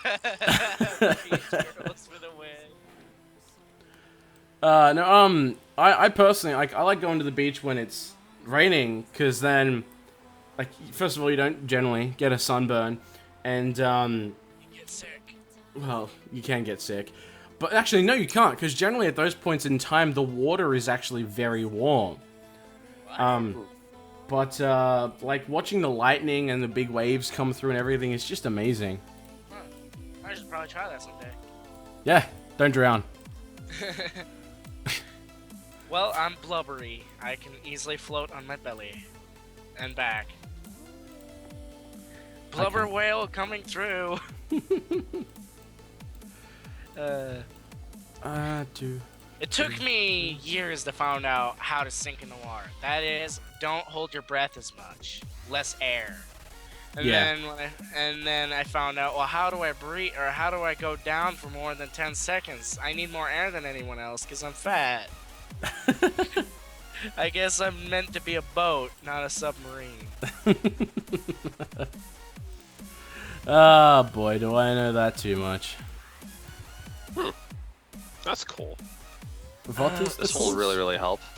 I just found out how to basically do, and I know I'm not done yet. 1 second here. So let's say I have all these, and I want to just select those. Yep. And do that. I've always wondered what it'd be like. Oh. I've never been in your guys' shoes, or at least I don't know about you, but Deadweight's shoes. What is it like to have a lot of people subscribe to you and always want to be your friend? It's like, do you ignore invites or? Alright, I generally... Okay, so I don't ignore, I consider them all, but there are some people who... Add for the sake of adding. Yeah, in a way. And I will add quite a few people if they've made, you know, if they've talked to people in the community, if they've talked to me before, they've made, you know, nice comments and things like that. I'll add them because it's fine. I know that I don't have to worry about them. And but- they show that they actually want to be your friend, not just for the freaking fun of being just there because you're popular. I'm not popular. But yeah, that's generally what it comes down to. And if I ever get bigger on YouTube, obviously that'll have to change a little bit. But You're actually my first Steam friend I've ever had that is actually a major modder, though. I've never been able to contact anyone else because they ignore my invites. I know a lot of people do that, and I was in your shoes before I started modding, which is why I generally won't... Whoop, that's the wrong button. Which is why I won't do that to people. I tried to add modders because I wanted to learn how to mod. And Yeah. Same. at the time, you just got flat out ignored by a lot of them. A few of them who are still in the community talking about mods and stuff. They don't put up much anymore, but yeah. Sorry? Oh, I haven't put up much at all. But yeah, I was in your position too. And because I realized how hard it was to actually fucking move, damn it, start modding, I don't want to put people through that. So if I can help them out, or if I can help them with something, I'll gladly help. And back when the community was still very, very fresh, there was no info out there, and people used to come to me all the time for info. How do you do this? How do you do that? How do you do all this other stuff? Because there were a lot of other people out there, and not present company excluded, because we're all part of a very helpful group. So sometimes it can be annoying when they come with questions that are very obvious that should be understandable with logic. The first question like that, I'll ignore. You don't know where to start, that's cool. I'll tell you the answer you're looking for, and I'll tell you how to find the answers for next time. If you come to me a second time, clearly you're missing something, you know? I'll still be kind, like I'm not going to sit there and abuse anyone, but, you know, it's definitely a problem-solving game, and if you don't know how to problem-solve, then you're going to have to take a few steps back and start thinking about things a bit differently. When you have a lot of problems on computers and things, instead of asking for people's help to fix your problem, learn to fix your own problems so you don't ever have to ask people again, and you can help others in your situation. Most people never understand to do that. I, however, did, because I've learned from my brother, because he has a computer science degree. Yeah. You learn how to fix things on your own and build it up from there, and you can't really argue at that point. Hey, my brother's right next to me. I will say, Joseph, you may be better at programming. You may have more hardware knowledge, but you probably don't have as much software operation knowledge as me. I've been on the internet more than you. So when it comes to problem solving simple software issues, I can problem solve them easy in minutes. Farming Simulator, it took you 10 minutes to fix the well, then again, that's not very fair to say. Let's go 150.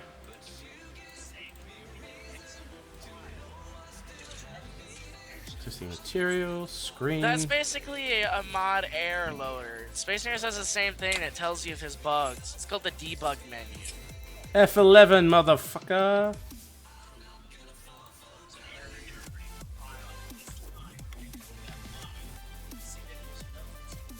I had to do that for Windows 10 when it had a blue screen.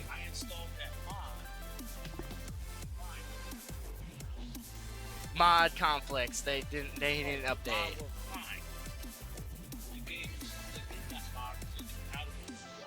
Yeah, basically he hasn't updated the mod yet. A lot of mods have that problem. Space Nears, I've had mods left and right that broken. My thrusters mod even broke once. I had to update the whole thing from scratch. The coding completely bugged out. Ouch. That was fun. I spent 1 hour to find out that what was broke was just 2 lines of text. That pissed me off. And it was at the very top, the first 2 lines. Oh, wait.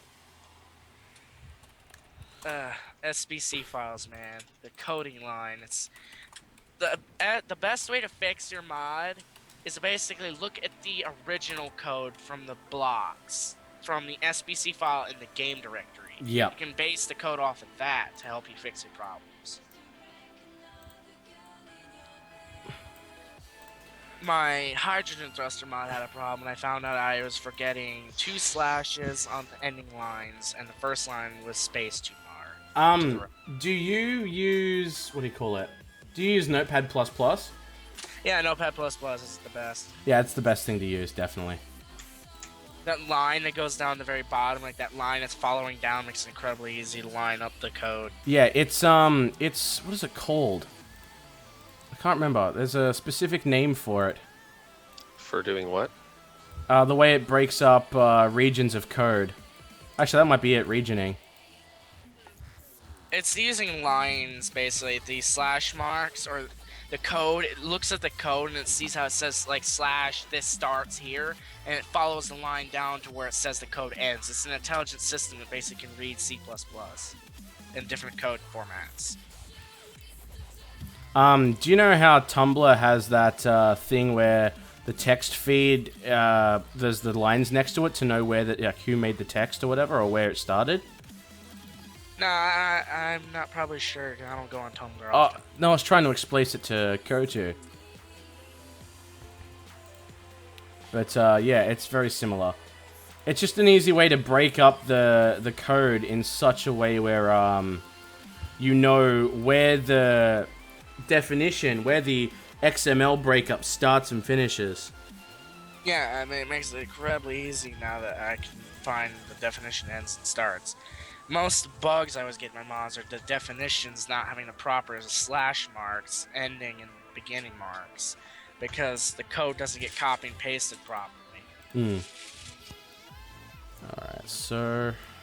That's interesting. that. Yeah, that was kind of what I was thinking with the industrial ones. It looks like an airlock panel, or... Actually, no, never mind. It looks like an LCD panel. It looks like a fancy monitor folds out. It is. That's exactly what it's going to do. And then these things will hook into the wall behind. That's going to be a really large hacking block. That's not really going to be something you can just walk up, slap onto a door, or hack the ship. That's something that takes a crew with backpacks and metal and to build it. It's going to be it's a 3x3x1, but it's a small ship, not a big ship. This is a small ship block. It would be nice if someone added a block. It's like a clamp. It locks onto a ship, like it drives teeth into the ship, and it hacks the system by locking into the network. Actually, the interesting idea is that's what's planned behind this. You build a merge ship onto the enemy block, and then you merge the ships together. That's the problem, though, is you need a merge block, and merge blocks can't merge if they're not owned by... Yeah, but if you actually place the merge block on this ship, you'll be able to merge. The idea, though, is once you've merged the ships together, this block can be on your ship, and will start picking up any blocks that aren't owned by you on the other ship. So I was thinking more they add a merge clamp. Something, it's like you launch it, it drives into the ship, clamps on, and it basically... like a landing gear. Yeah, it's like a landing gear. Piston gear and landing gear concept at the same time. Yeah. Because it would pull out, grab it, pull it back in, and KSP then lock on. KSP is the same thing. The asteroid grabber, it's basically the same thing. Yeah, I've seen that. Can I not? Mostly a lot of their stuff actually works properly because it actually can take two entities that are trying to merge together as long as they're the same thing. It's kind of like the merge block. If they're adding planets, please add 3D cable winches. I want to be able to lower a rover down to the ground. Like you just reminded me of the fucking mod for Kerbal. Yep, winches, right? That's a great mod. I've seen Robaz use that. Yeah, I love that mod. It sucks that cable's not physical though, like it glitches. It's the Kerbal attachment system. Yeah, the cable's just not physical. It's more like a 2D-ish kind of cable. It doesn't have physics. It's just a physical. It's just a mathematical creation of a spline. That's pretty much it. Yeah, I would like to see a physical 3D cable that can like cut, snap, and things. Because I have a genius idea to recreate there actually is a limitation based on how much you can use it if you can actually have the hoses. Like if you look at the new Kerbal attachment system variation, it actually has this 6-inch hose that you can actually hook up for fuel and certain mods and whatnot. And if you actually try to pull it too far, it will snap. You imagine playing Space Marines with a cable launcher and you hook onto an AT-AT? What I would like to see is something from what has got to be a series that I wish was never canceled. Oh, I think I know where this is going. Which series is this? If it starts with letter H. No, if it starts with letter H, I swear. I think it starts with the letter F. Mm-hmm. Yeah, I thought so. Mm-hmm. I cry every time. I know. What? Yeah. What is it? The internet will cry. The internet has cried. I want to know. What is it? It's the one part of the internet where everybody has very similar taste. And we're not talking about Pornhub. Of course. I'm sorry, that has similar taste. It's all naked people. Actually, it's not necessarily true. True, exactly. Yeah, never mind. Ignore me. Let's just back out of that part of the conversation and step back into sci-fi.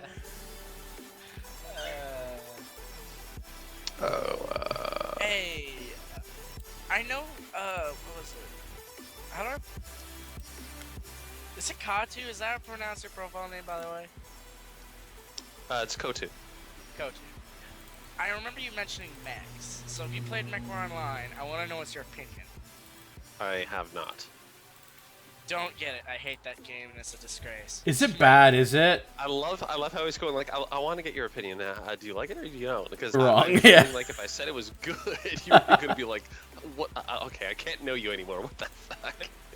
Because Mech War Online. Wrong, I'm yeah. feeling like if I said it was good, you were gonna be like, what? Okay, I can't know you anymore. What the fuck? Because Mech War Online is an absolute disgrace in the Mech Warrior series. I love that game. I played it as a kid so much, and Mech War Online completely ruined it. I liked Mech Assault. Mech Assault 2. Yeah, Mech War 4 Mercenaries, Mech War 4 Vengeance, Black Knight Expansion Pack, those are the best for me. I enjoyed that album. Light mechs were balanced. Like, a light mech could actually kill an Atlas if the pilot was a professional. He could actually kill it. Look first, then your torso. Apologies. Which means, and lasers aren't the same anymore. Before, in Mech War, when you shoot a laser, it would like make a 3D laser and then go away instantly. Lasers are continuous beams, which means you can swipe them over a light mech and cut its leg off almost all the time. Light mechs are now worthless. It's all about camping on a corner like World of Tanks or War Thunder. That's no fun. How do I make bones fuck. So, yeah. Worst How do you game make ever. what? I'm trying to remember how to make bones show through everything else in this You game. said 3x3x1. I was like, are you mean 3 blocks by 1? And I look at you post that, I'm like, okay, that's fine, never mind. He's probably talking about small blocks, man. Yeah, small blocks, yes. not big Talking about blocks. large blocks? Because if he said large blocks, is that a hatch?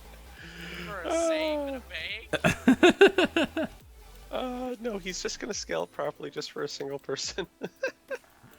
To probably go through, That looks like that. It looks like something you could hold with your 2 hands and it locks on like it makes that little sound when it locks on. Yes. Like air. Yeah. Fold the panels in, slap it in, press the power button, folds out, you start typing on it. Yes. That's exactly Well, the I idea. remember there was this concept for quick and easy excursions into like enemy fortifications, where quite literally, I forget what the name of it is. It's basically that stuff that burns so freaking hot. It's Alamite? pardon? Alamite? Because No, that's something auger. that does that. No, it doesn't. Alamite You can always burn. use jet fuel. That's not plasma. Hey, yeah. I get where you went with that, you cheeky. We all know what I'm referencing. Jet fuel can't melt steel beams. Can if they're weakened. Yeah. Well, jet fuel itself is difficult to ignite because it needs to be under pressure. Pressure Yeah, enough when you're you do playing know that there Smash. actually is explosions that can happen without a an actual ignition source. Yeah. Yeah. Where is the fucking joint button? You give it enough pressure, it will explode. I remember everyone's like, 911's modified. Look at the photo. I'm like, you realize you're taking a photo from a personal camera extremely far away with a shitty resolution, and you're gonna say that's not realistically matched with the other plan? Of course not. Your camera sucks. That was lightning. Hello. It's like, Well, oh I my still God. believe that 9/11 was a little bit more. How should I say? It was deliberate, obviously, but we don't know if the Yeah, government did it or terrorists did. But it definitely wasn't a modified. I'm sorry. With that much like freaking planning, a terrorist group would not plan to bring a building on itself. They would try to go for maximum damage. My Kill all the people. my dad said that they were actually just people that dedicate themselves to learning piloting planes at Flight Academy, and they basically did that. And No, that the 9/11, the structures themselves were designed when building instructor do this. They actually design buildings to take wind. They design them to actually handle cave-ins like that, where multiple Well, floors are at risk of collapse and see still stand. the plane rammed through it and basically No, it cut didn't. it almost in half. No, it didn't. Well, it didn't It ram left a head on. crater inside of it. It's like you cutting into a tree. They just Yeah, hit like one portion of the tree, which but means that usually, just like a tree, it will timber to the side it based basically upon collapsed the support. in on itself for It both it both weakened. It lopped one side locations. off basically. The other sides were severely weakened. The support beams pretty much collapsed. The only thing left was the main steel beams, which were severely wrecked from the force of the impact. On top of that, the jet fuel burned away the beams, and because the building was basically swaying in the wind, because of how weak it was, it couldn't take anymore and just collapsed from top to bottom. Everyone's like, it's a detonation. It's like, actually, if you watch 9/11 fall, it goes from top to bottom, not bottom all the way down. Like, bottom to bottom. Like, sorry. No, that ain't time detonation. Well, next time I will show you with like there was actually people on multiple different sites, multiple different physics and engineers who actually did their own experimentations based upon the blueprints and looked at the actual steel itself. They actually said that each building themselves should have been able to take 3 separate crashes and still remain at least part standing. Well, that's only based on information from blueprints. We never know. Lives and physics and gravity are a bitch. And they've done multiple different scenarios, man. There is no way that those 2 buildings, each other, especially considering 1, maybe 1 in a million chance, 2 happenings all at the same time. Bullshit. Well, planned out, I guess, but who knows? Yeah, it was definitely planned. Like you said earlier, it was. We don't know if it was government or if it was an organization of terrorism. Either way. Now, the real problem is how everyone's arguing how it happened. I mean, does that even matter anymore? I mean, it's actually who did it. Exactly, it matters actually. Like, who has the capability within the United States to pre-plan a successful and well-timed detonation of, or coordinated detonation, not only to coincide with 2 terrorist-taken planes, or supposedly terrorist-taken planes, but also detonate the buildings within a particular time frame where the least amount of people were working, as well as cause them to fall in on each other to like cause GTA. little to no damage to everything else around. It's like GTA, but 10 times as planned. Well, no, I mean, like, technically you're talking about you're talking about controlled explosions that take almost months to actually plan based upon the building to make sure that it doesn't cause any damage to anything else. Yeah, I know, right? So you're looking at something that isn't just an act of terror. Because an act of terror, if you look at those types of screenshots, even for those buildings, you see the devastation it leaves, but the building doesn't crumple in on itself. There's still at least a couple of floors standing. Every single floor collapsed straight down to the bottom structure. We probably even caved in through the floor and the subs as well. Yeah. Like, it literally, everything was decimated. As if the detonation was at the... Well, I don't know. I mean, maybe they detonate from the top and the bottom at the same time, but detonate the No, they would bottom. have had to place... in order for the explosions to do the exact same thing that it needed to do and collapse in on itself, it would have had to have been perfectly timed explosions. But from to actually where happen. were they? Well, top, the bottom... Oh. It would be hard to do it from the bottom because you'd notice that, the explosion starting from the bottom. Usually most controlled explosions happen within certain parts of the building. They collapse it like maybe 2 or 3 floors at a time. Yeah. And based upon the reactions, they look at how the actual system works, and then they fire one off, then they fire a second grouping off, and then a third grouping off, and then a fourth grouping off. And they do it in a controlled manner that actually allows it to collapse in on itself. Yeah, it's like it's simulated implosion. Usually 10 people actually working out the timing of this to make sure that it at least falls within about maybe 2 or 3 meters of the actual building itself. And you look at it and going like, there's like a hospital besides some of these controlled explosions. A fucking hospital. I actually have and another... they didn't cause any damage. I actually have another theory that's, well, assumed by the government, when NASA was defunded, like they're not really being funded anymore, much money at all. It's privately funded now, more or less. Yeah, Yeah, government defunds them, but guess what's convenient? They defund right around the time when the coal fusion reactor and the Alcaberry drive is proven to work. The coal fusion reactor, theoretically, if big enough, and based on the information gathered, as well as the fact that it doesn't use up hardly any of the water, it's using the energy to generate heavy water, vibrating atoms. It's estimated it could generate about as much energy as the sun puts out. We could pretty much blow our world up in a flash of a second with the amount of energy it could gather if we used a system that could use the energy as a weapon. Well, That you do know much- that fusion reactions emulate what happens within the sun regardless. Now, the second thing, the Alcaberry drive technique was proven to work, but the problem was not enough power. But now we have cold fusion.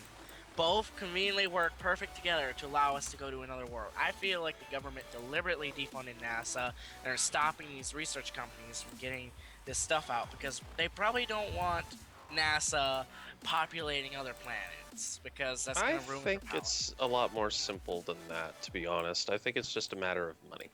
The government doesn't want to be responsible for the funds that it takes. Like each satellite, for example, there's a satellite by itself, just one single satellite. That's about $1 billion. Yeah, and that's actually a lot of the time just because of red tape. If you read up from what's his name, Elon Musk with SpaceX, he's done a lot of work on stuff like that, and he's noticed that the biggest problem, the reason it costs so much for things like that, is literally just because of all the red tape, and it slows things down. It makes production more expensive, Red which is tape? red tape is it's bureaucracy. The bureaucracy. bureaucracy and the policies and all the rules that you have to, and guidelines and the processes you have to go through in order to get it to achieve whatever goal you want to get done. Yes. Otherwise, it's probably only $25 million at most. Funny how we're like complaining about funding, like coal fusion reactors are cheap, and we could basically make a ship powered by energy engines, like space engineers. We would need to make gas anymore, nuclear reactors to be used as cars with it. Gas is the interesting argument because that's the one thing that nobody wants to go through. Nobody wants to stop using petrol. I mean, no, gas is not going to disappear though, because gas is needed for plastic production on most countries. yeah, it's not, but it's not one of the biggest things. Like fuel is one of the biggest reasons why gas is so You're only gonna required. lose probably 40-60% of your income, but your company can just take advantage of now using the coal fusion reactor. Now our company sells heavy water. While that makes sense, while that definitely makes sense, the straight out reason why nobody's ever going to do that is because it requires money to change. Nobody wants to spend money if they can already make it fine. Problem is, people like Elon Musk again are making the change anyway and forcing because others we to do want it. better life. Yeah. How is that actually merged? What's up? I'm wondering, how did the system think that was a same object? Oh, I was talking about Substance Painter. It took this, and this, and merged it into one 3D mesh, and I'm wondering why. It looks like a separate mesh when you click it, though. Exactly. That's why I was looking into it. I thought he made it into one single mesh, but it's It's not. probably pinned. It's probably pinned together with a pin or mesh pins or It's something. either that or it's not closed, so it thought to close it using the other mesh. The only other thing Man, I never understood how texturing works. I can understand 3D modeling. I could do a little bit of 3D modeling, but texturing, I'm like, Nope. where to begin? Just gonna close off the. Why does Blender not have 3D texturing inside of it? It's like, come on. It does. Yeah, you can do UV mapping and everything like that. Texturing's always going to be external, though. I wanna, like, Well, it does do have its everything. own internal painter, but it's based on Vertex, and it's not very. Yeah, it's not Vertex very good. painting's very... We need a program that's Blender with mixed with everything else in one package. It doesn't crash. ZBrush does that. Blender does do a lot of that. I mean, like, it really is a matter of how should I do this? That. The mod I actually want to make, and I probably would end up needing your guys' helps, at least on the animation and textures. I could probably do the 3D modeling. I plan on I'm making better at it- 3D modeling. I'm than planning doing on anything else. trying to make a giant orbital cannon that takes 1 minute to reload, and it the shell goes 2 kilometers per second, and its explosive rate is 800 meters.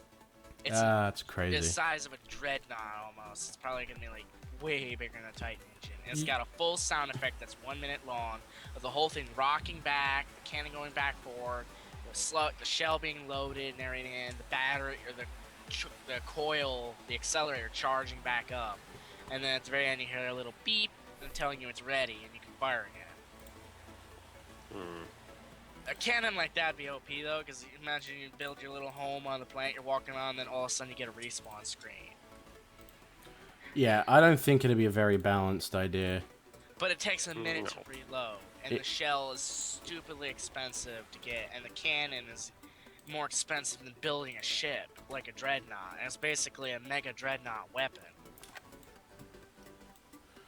It's a planetary destroyer, basically. But it's only 800-meter radius, so that's still not that big. It's a mass-accelerated solid steel slug with basically nuclear charges inside. Oh, here's something for you. Have you guys heard of the Raphael Trophy? Sounds familiar, but no. Okay. Did you? Did I? 1 moment here. Let me just reload. Okay. Is that? Ooh, that's interesting. What? I'm looking at the mesh. No, it's not. Okay, sorry. The edges, on the thing made it look like that everything was an N-gon, and it just threw me off. Sorry, this one? Yeah. Oh. Yeah, it's all good. Yeah, so there's this item called the Raphael Trophy. I found out about it a few years ago when I accidentally ended up on a government site when the security was down. You know what? That sounds... It was found on a government site while security was down. Okay, I shit you I not. accidentally knocked them out while I was looking for my Thor's hammer. Okay, so I want to first point out I was in the middle of a public library and somehow ended up on this website. It's not the first time things like this have happened. I've been on the black market in there too. Anyway, so I ended up on this government website, and it had to do with like special R&D projects and things like that. And I was scrolling through, and every time I clicked on somewhere, it would ask for authentication, glitch out, and go through again. So something was going on. And one of the things that I saw was the Raphael Trophy, which was basically an energy shield that sits on top of a tank. And causes premature detonation of things like RPGs and whatever else. But the way it works, the explosion actually goes around the bubble. And they had, like, testing versions of this. And I don't know whatever happened with it. Sounds like Battlefield's active protection. Something like that. Very similar. This was years ago, though. Oh, hang on, it's 2015 now. It probably would have been, like, 2011 or 2010 when I saw this. And, yeah, it's fucking crazy. But that wasn't the only thing I saw. And they only just started building this, right? Yeah, it's been out for a while. Because I was looking it up a while ago. But there was another thing, too, that they've just started doing. And there's an observatory now that they're starting to build high-powered lasers into to use as an orbital cannon to shoot out space debris, right? Trophy is also known as the ASPROA, Israel Defense Forces Designation.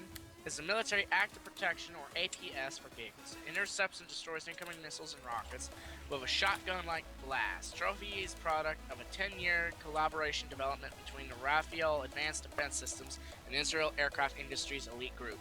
Its principal purpose is to supplement the armor of light and heavy armored fighting vehicles. It's interesting. It was a lot different when I read it. Wikipedia for the win. Wiki Dickens. Wiki Dickens is at school. Poor Wiki. It's basically the same thing as active protection from Battlefield. They based it off the same system. That's what Battlefield got it from. Active protection is great, but there are a lot of times it's stupid and just won't shoot the damn missile down because it's not fast enough. Because the turret that shoots it down it's like rotated forward. And if a missile goes from in front of you, it rotates that way. And then if it missiles from behind you, it can't keep up and rotate fast enough to take it out. That's why active protection is its big weakness in Battlefield. Getting attacked more in one spot at the same time. I think that's about as much work as I'm going to be bothered putting this in today. So let's bring it this way.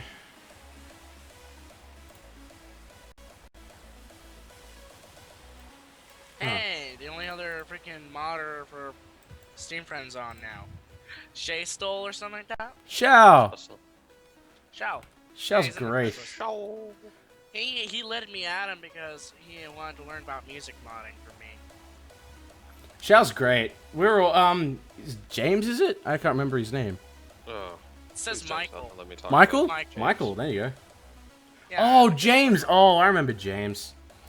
Yeah. James, the person who loved to steal models. Was that... Oh, yeah, I know who you're talking about, yeah.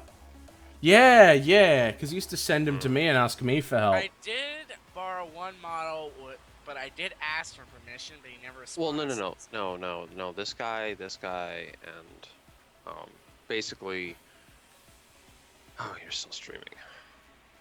Anyway, I'm terribly sorry. Whatever. I've already pretty much said to everybody that it was that. So basically, what ended up happening is there was a Mass Effect Normandy model, and what he did is he took the actual Normandy model itself, cut out the engines for it, and then called it his own, implemented it to the workshop, took credit for the modeling of it, and I found the exact same model, vertices, triangles, the exact same positions, the exact same scale. Did he get reported for that?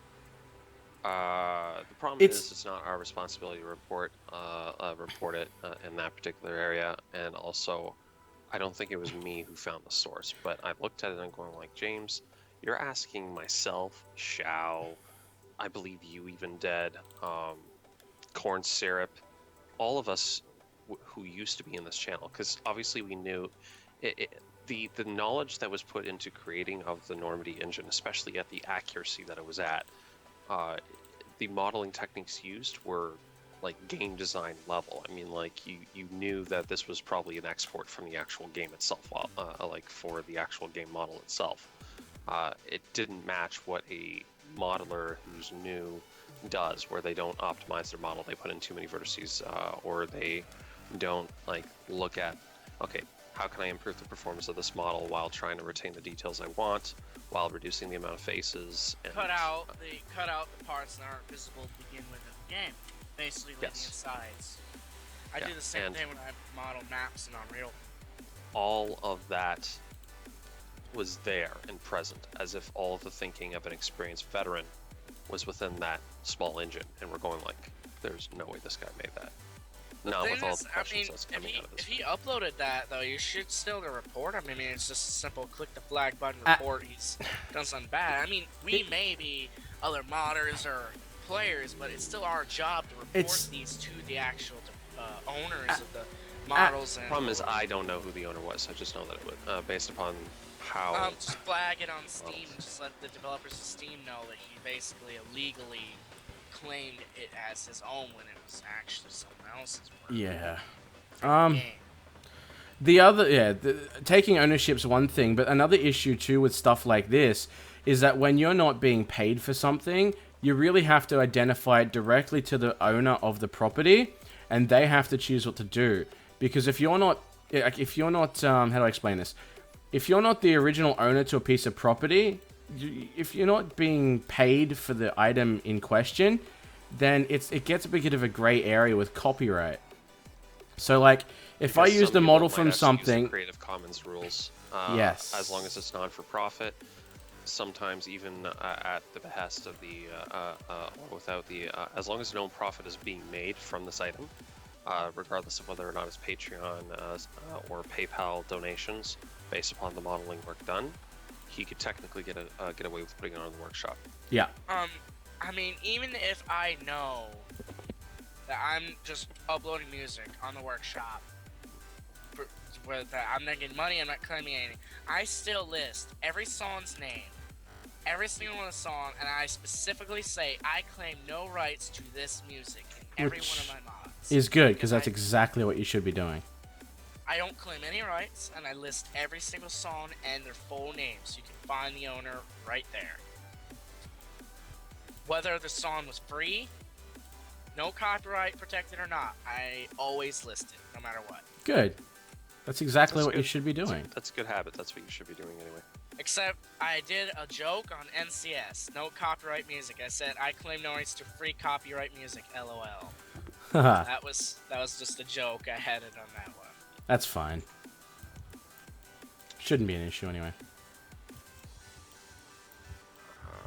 I'm on face mode, right? There we Though go. I do feel bad for what I did with the small jump drive mod that I made. There are a lot of people that use my small ship jump drive because it's like convenient for their fighters, but I feel a little bad because I took the mod from someone else.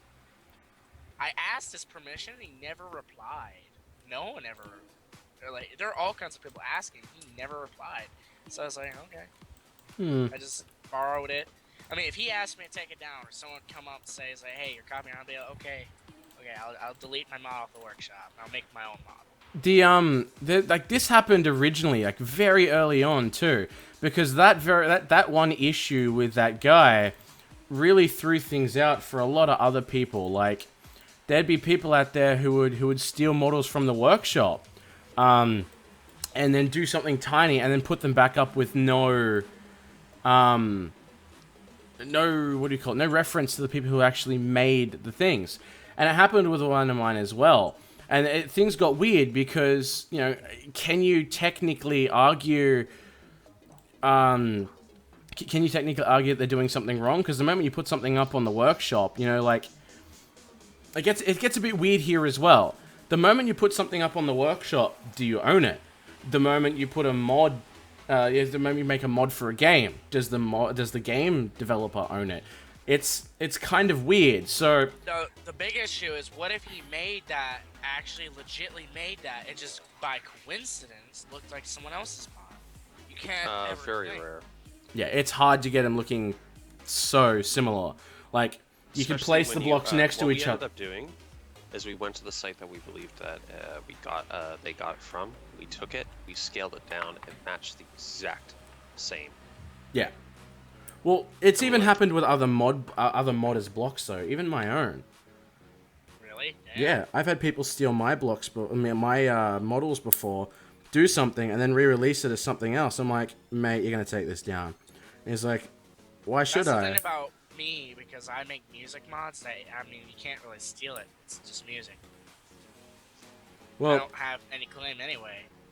yeah, but it's very You still give, you know, notification of the, you know, who actually made the songs and whatever, and anything else. These people would just steal mods off the workshop, change a texture, and then claim it as their own. Yeah, I know. That's why I never play on public servers with my ships that I don't want given out. Because what are they going to do? They're just going to Control-C, blueprint, modify it, repaint it, go on workshop, publish it. Hey, it's mine. It's like, nah, I'm reporting your profile, I'm taking your mod down, and I'll get your account banned if you touch my shit again. Yeah, but it can get very difficult when arguing stuff like that. It's been that way for a while. You can easily argue, though, that I made it, because you can check the release dates of mods. But the real hard part is if I never released it as a mod, then I have no technically claim anymore. That's the problem. That's why I don't go on public servers with my ships. I just bring little dinky ships or things like that I don't care about. Actually, sorry, I'll let you keep going. That's why I hope the developers will add a feature when you post a ship in, copy and paste, it ID tracks the ship, every single block, and IDs it to your account, your Steam ID, so they can't copy it, they can't blueprint it, they can't delete it, and if they upload it, like if they try to upload it, it would look at the block's ID and automatically report your account for attempting to steal someone's work. The only way you could really do that is if you had like a block structure model. When you created a blueprint, it would check to see if the structure matched anything in your blueprints. That's the only way you could do it. I would say it would start from a cockpit and then work its way out. Is the block that's 10 blocks down the negative Z axis and 3 across the positive X axis the exact same block with the exact same info? That's the only real way you could do that, because there's no real way to track an item like that at least Well, sustainably. I guess you don't need to track it. You just need to lock it out so they can't ever copy it at all. It's still a very difficult proposition. Probably harder than doing animations on blocks, to be honest. But it could be easily bypassed. Like, they could save the game, quit the server, and then use SU Toolbox and ship settings and edit the world so my ship would lose its tracking ID and everything, and it wouldn't be protected. Which is why if a world's closed in a creative world and ships are owned by other players, it auto-deletes someone it closes. I think I think you shouldn't be allowed to copy other person's ship if you don't own it. Yeah, I mean, it's freaking BS. Unless you have permissions, so maybe there's a copy permissions thing or whatever. Yeah, I don't like my ships being touched. I want them being stolen. I put hard work in designing a ship for my fleet and empire. To see someone else just post that on the workshop, claim it as their own, use it, when it's for my empire, my own friends, I'm like, no. Oh. That's the one thing I don't like public service for in Space Heroes. How long have I been streaming for? 3 hours, 24 At minutes. least 3 hours and Yeah. Probably gonna call it in a few, to be perfectly honest. I'm already going to be calling it very soon. I like the 3 pipe idea. I just am. Very constructive conversation though today. Yeah. Well, I'm fine to do this whenever, guys. Like, if streaming, I don't mind. It gives there's actually Viewers something happening to do, yeah. And since we know so many modders, at least Kotu and myself, we can try and get more and more people on to comment about things. And with all Turn our this into knowledge an of- actual video that can probably pass back and forth between certain screens, teach certain concepts based upon questions and answers that people know how to answer. Turn it Teach into a people- community of rather than just a single person. Rather than a single person quite literally answering one thing. I mean, like, you have obviously Maya knowledge. I have Blender knowledge, or at least once I refresh my memory, I'll have Blender knowledge. Yeah. Xiao, assuming we can get him on here, has amazing Blender knowledge. Oh, like, so much. I So mean, like, he basically, is. like, all of the modders could bond together or teach people how to mod and answer Well, that's questions. exactly how the official SE modding group kind of started off with. Maybe at max 12 people. Yeah. Now there's like at least 70, and it's just a garbled mess. Actually, let's have a look. Let's have a look at the official, like, all of them. Hang on, let's have a look here. I guess because you guys focus on textures, models, and codes, I'll be the one focusing on the music. So if anyone ever asks how to do music, I'll be like, Well, "Hey." that's fine, because I literally know no one else who does music in games, so that's cool. I can get Kage on here, so he's a programmer. Myself does Maya, I've got Kochu who does Blender and everything else. The first one to be active music publisher. Oh, very much. I think you are, as far as I'm aware. Yeah. Sound effects in game work very similar to the music, to be perfectly honest, so... But no, I'm up for doing this. If we can get in conversation with everyone, we could do this, like, every couple of days and make a big thing out of it. Everyone could stream if we wanted. Like, we could have so much fun. yeah, have real talks through things. We can design blocks in the middle of the... How am I able to edit the main group page? Was I made a moderator? What? You can... Hang on, you can edit what? No, I shouldn't be a moderator on this. A moderator on what? The official SE modding group. Can you add me as a moderator? No. Aww. And there's about 103 participants. There are. Who's Duncan? So that's, yeah. It started off at 20 and it's become 5 times larger since. I'm probably going to be joining that community then because I'm among the music development. This is great. It says Duncan X waits desperately for hell to freeze over. What the hell's with that? Is he going like AFK? The animal proceeds violently introducing conductors to Elton's anatomy? What? What's this? Well, I'm happy that I learned how to do music and I don't have to learn the agonizing, annoying difficulty of modeling and texturing. I can stick to what I enjoy doing, and my profile name says. So, I'm contributing to the modding community too. What is My own this? way.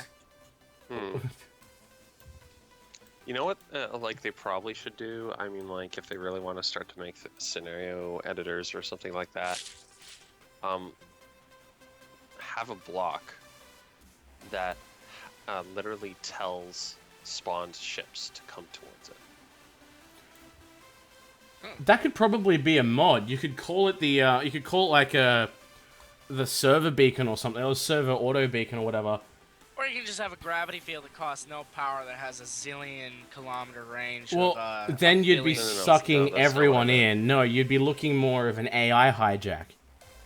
Yeah, what I'm looking at is, you know, best way to describe it is it would operate on a delay. It would give you enough time to create the ships that you require. Once you create a ship, you start to get wave 1, wave 2, and technically you have to include this block on your I actual actually spawn. have a I have a big request in mind, Mike. You're I talking don't about know if you waving. know this. You're talking about waving. Well, that's one way of putting it, but the main purpose of the block itself, I mean, like obviously you're talking about scripting. Was to tell anything to come towards it. Any ship or in the tell vicinity. specific kinds of ships that have specific names in it. Like if you wanted anything with a particular code in it, like within brackets, put this, and boom, it would be part of that. Among the whole modding community, what person has the best modding skills towards programming AI scripts? Oh God, Ooh, I don't know. Yeah, I don't. Because The only I have programmer I really know is Oh, actually, you know what? That guy that made the targeted torpedoes or whatever. I have a huge request, and this could be a game changer. Targeted. Are you talking about the missiles that track? Yeah. And the gun. That's simple. That's simple little code and script. It basically just you.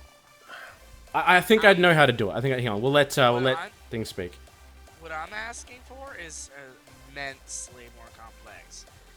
When you launch this drone, it will automatically follow the nearest ship that is allied to it. Basically, if it says owner is me based on blueprint, it'll automatically follow the larger ship being me. So I have a drone follow me. It'll automatically engage any enemy that is within 2 kilometers of my ship.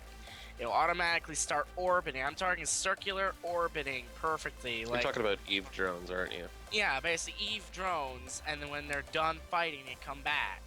And you would still need to try to actually specify orders, or you're looking at something that's going to really hamper down the server.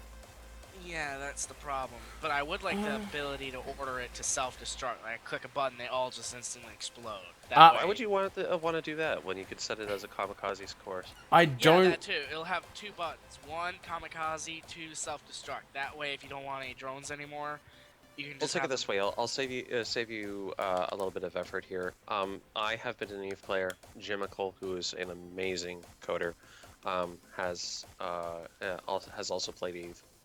And we both kind of got in on the conversation. I started explaining stuff, and he's going like, "Wait a second, this is starting to sound exactly like Eve." And I'm going like, "Yeah, it's exactly right." And he's going like, "Holy crap, do you play it?" And I'm going like, amazing off-topic discussion spawned from that. But at the same time, once we actually got down to it, we were talking about advanced targeting systems. I was planning on creating a turret control system.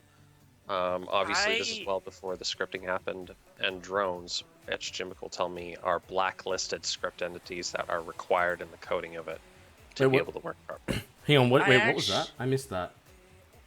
That last bit about blacklisting, because I know there's whitelists for namespacing, is what I've been told, which is annoying. We'll take it this way. A blacklist is basically everything that's not in the whitelist. I would actually have a question about you play EVE Online. Are you like a freaking Battleship player or pay to get? Oh, shit. Sorry, Oh, keep shit, talking. Keep talking for a second. I need to check something. Properties. Beta. Dev, old multiplayer. Okay, so where's planets then? Do I need to update? Is that what's going on? What? Hang on. I don't know. Ignore me. You play EVE Online? Don't spoil it. I haven't played Eve for a while. The last time I played Eve, I was training up You some battle required cruiser skills to get a strategic cruiser. So you're a cruiser battlecruiser type player, right? I was working on theory crafting a Galente drone long-range support. The Like, ship that. I currently own is a Tech 2 drone. Well, it's actually a generic ship. It's extremely cheap, but it has stock bonuses that don't require skills, and it's like almost the easiest ship you can get. Probably easier than a frigate. Money-wise, it's about 70 million. It has a 50% bonus to health and damage of all drones. The thing is an amazing drone carrier. True. I would still recommend skills. Oh? It's got a generic damage bonus of 25% to all damage types, medium, hybrid, projectile, rail, missile, torpedo, all 25% bonus, pretty much, to its size. Even to that particular degree of damage, that's still based on the stock damage. It will stack. Actually, it will be calculated after the bonus is done with the actual calculation of skills. Yeah, so the if ship you actually still... select your skills, ship skills are the last thing that are attributed to the ship itself. The it's the one ship thing still... that you don't have to worry about diminishing returns. Their ship still kind of sucks, but for PvP it's almost worthless maybe, but it's a great PvE and it's a great solo because the drones are buffed so much that they can do a great job. Well, technically, depending on the role that you and your team can play, I mean, obviously...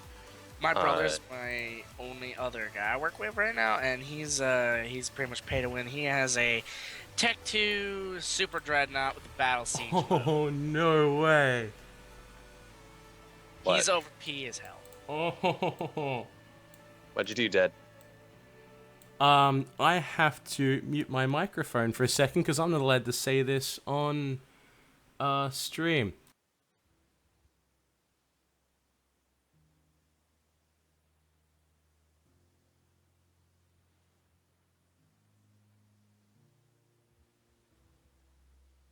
Cerberoids included? Huh? Cerberoid bugs included? Possible. Damn. Yeah, so that's in. Well, the reason why they would implement that to the CTGs, it's a final type of what is your opinion on this, and getting a little bit of extra people to actually comment on, is there bugs in this, is this stable, or is there still any issues? I hope they fix the lag. I want multiplayer code first. Okay, cool. No. So that's going to be fun to play with a bit later.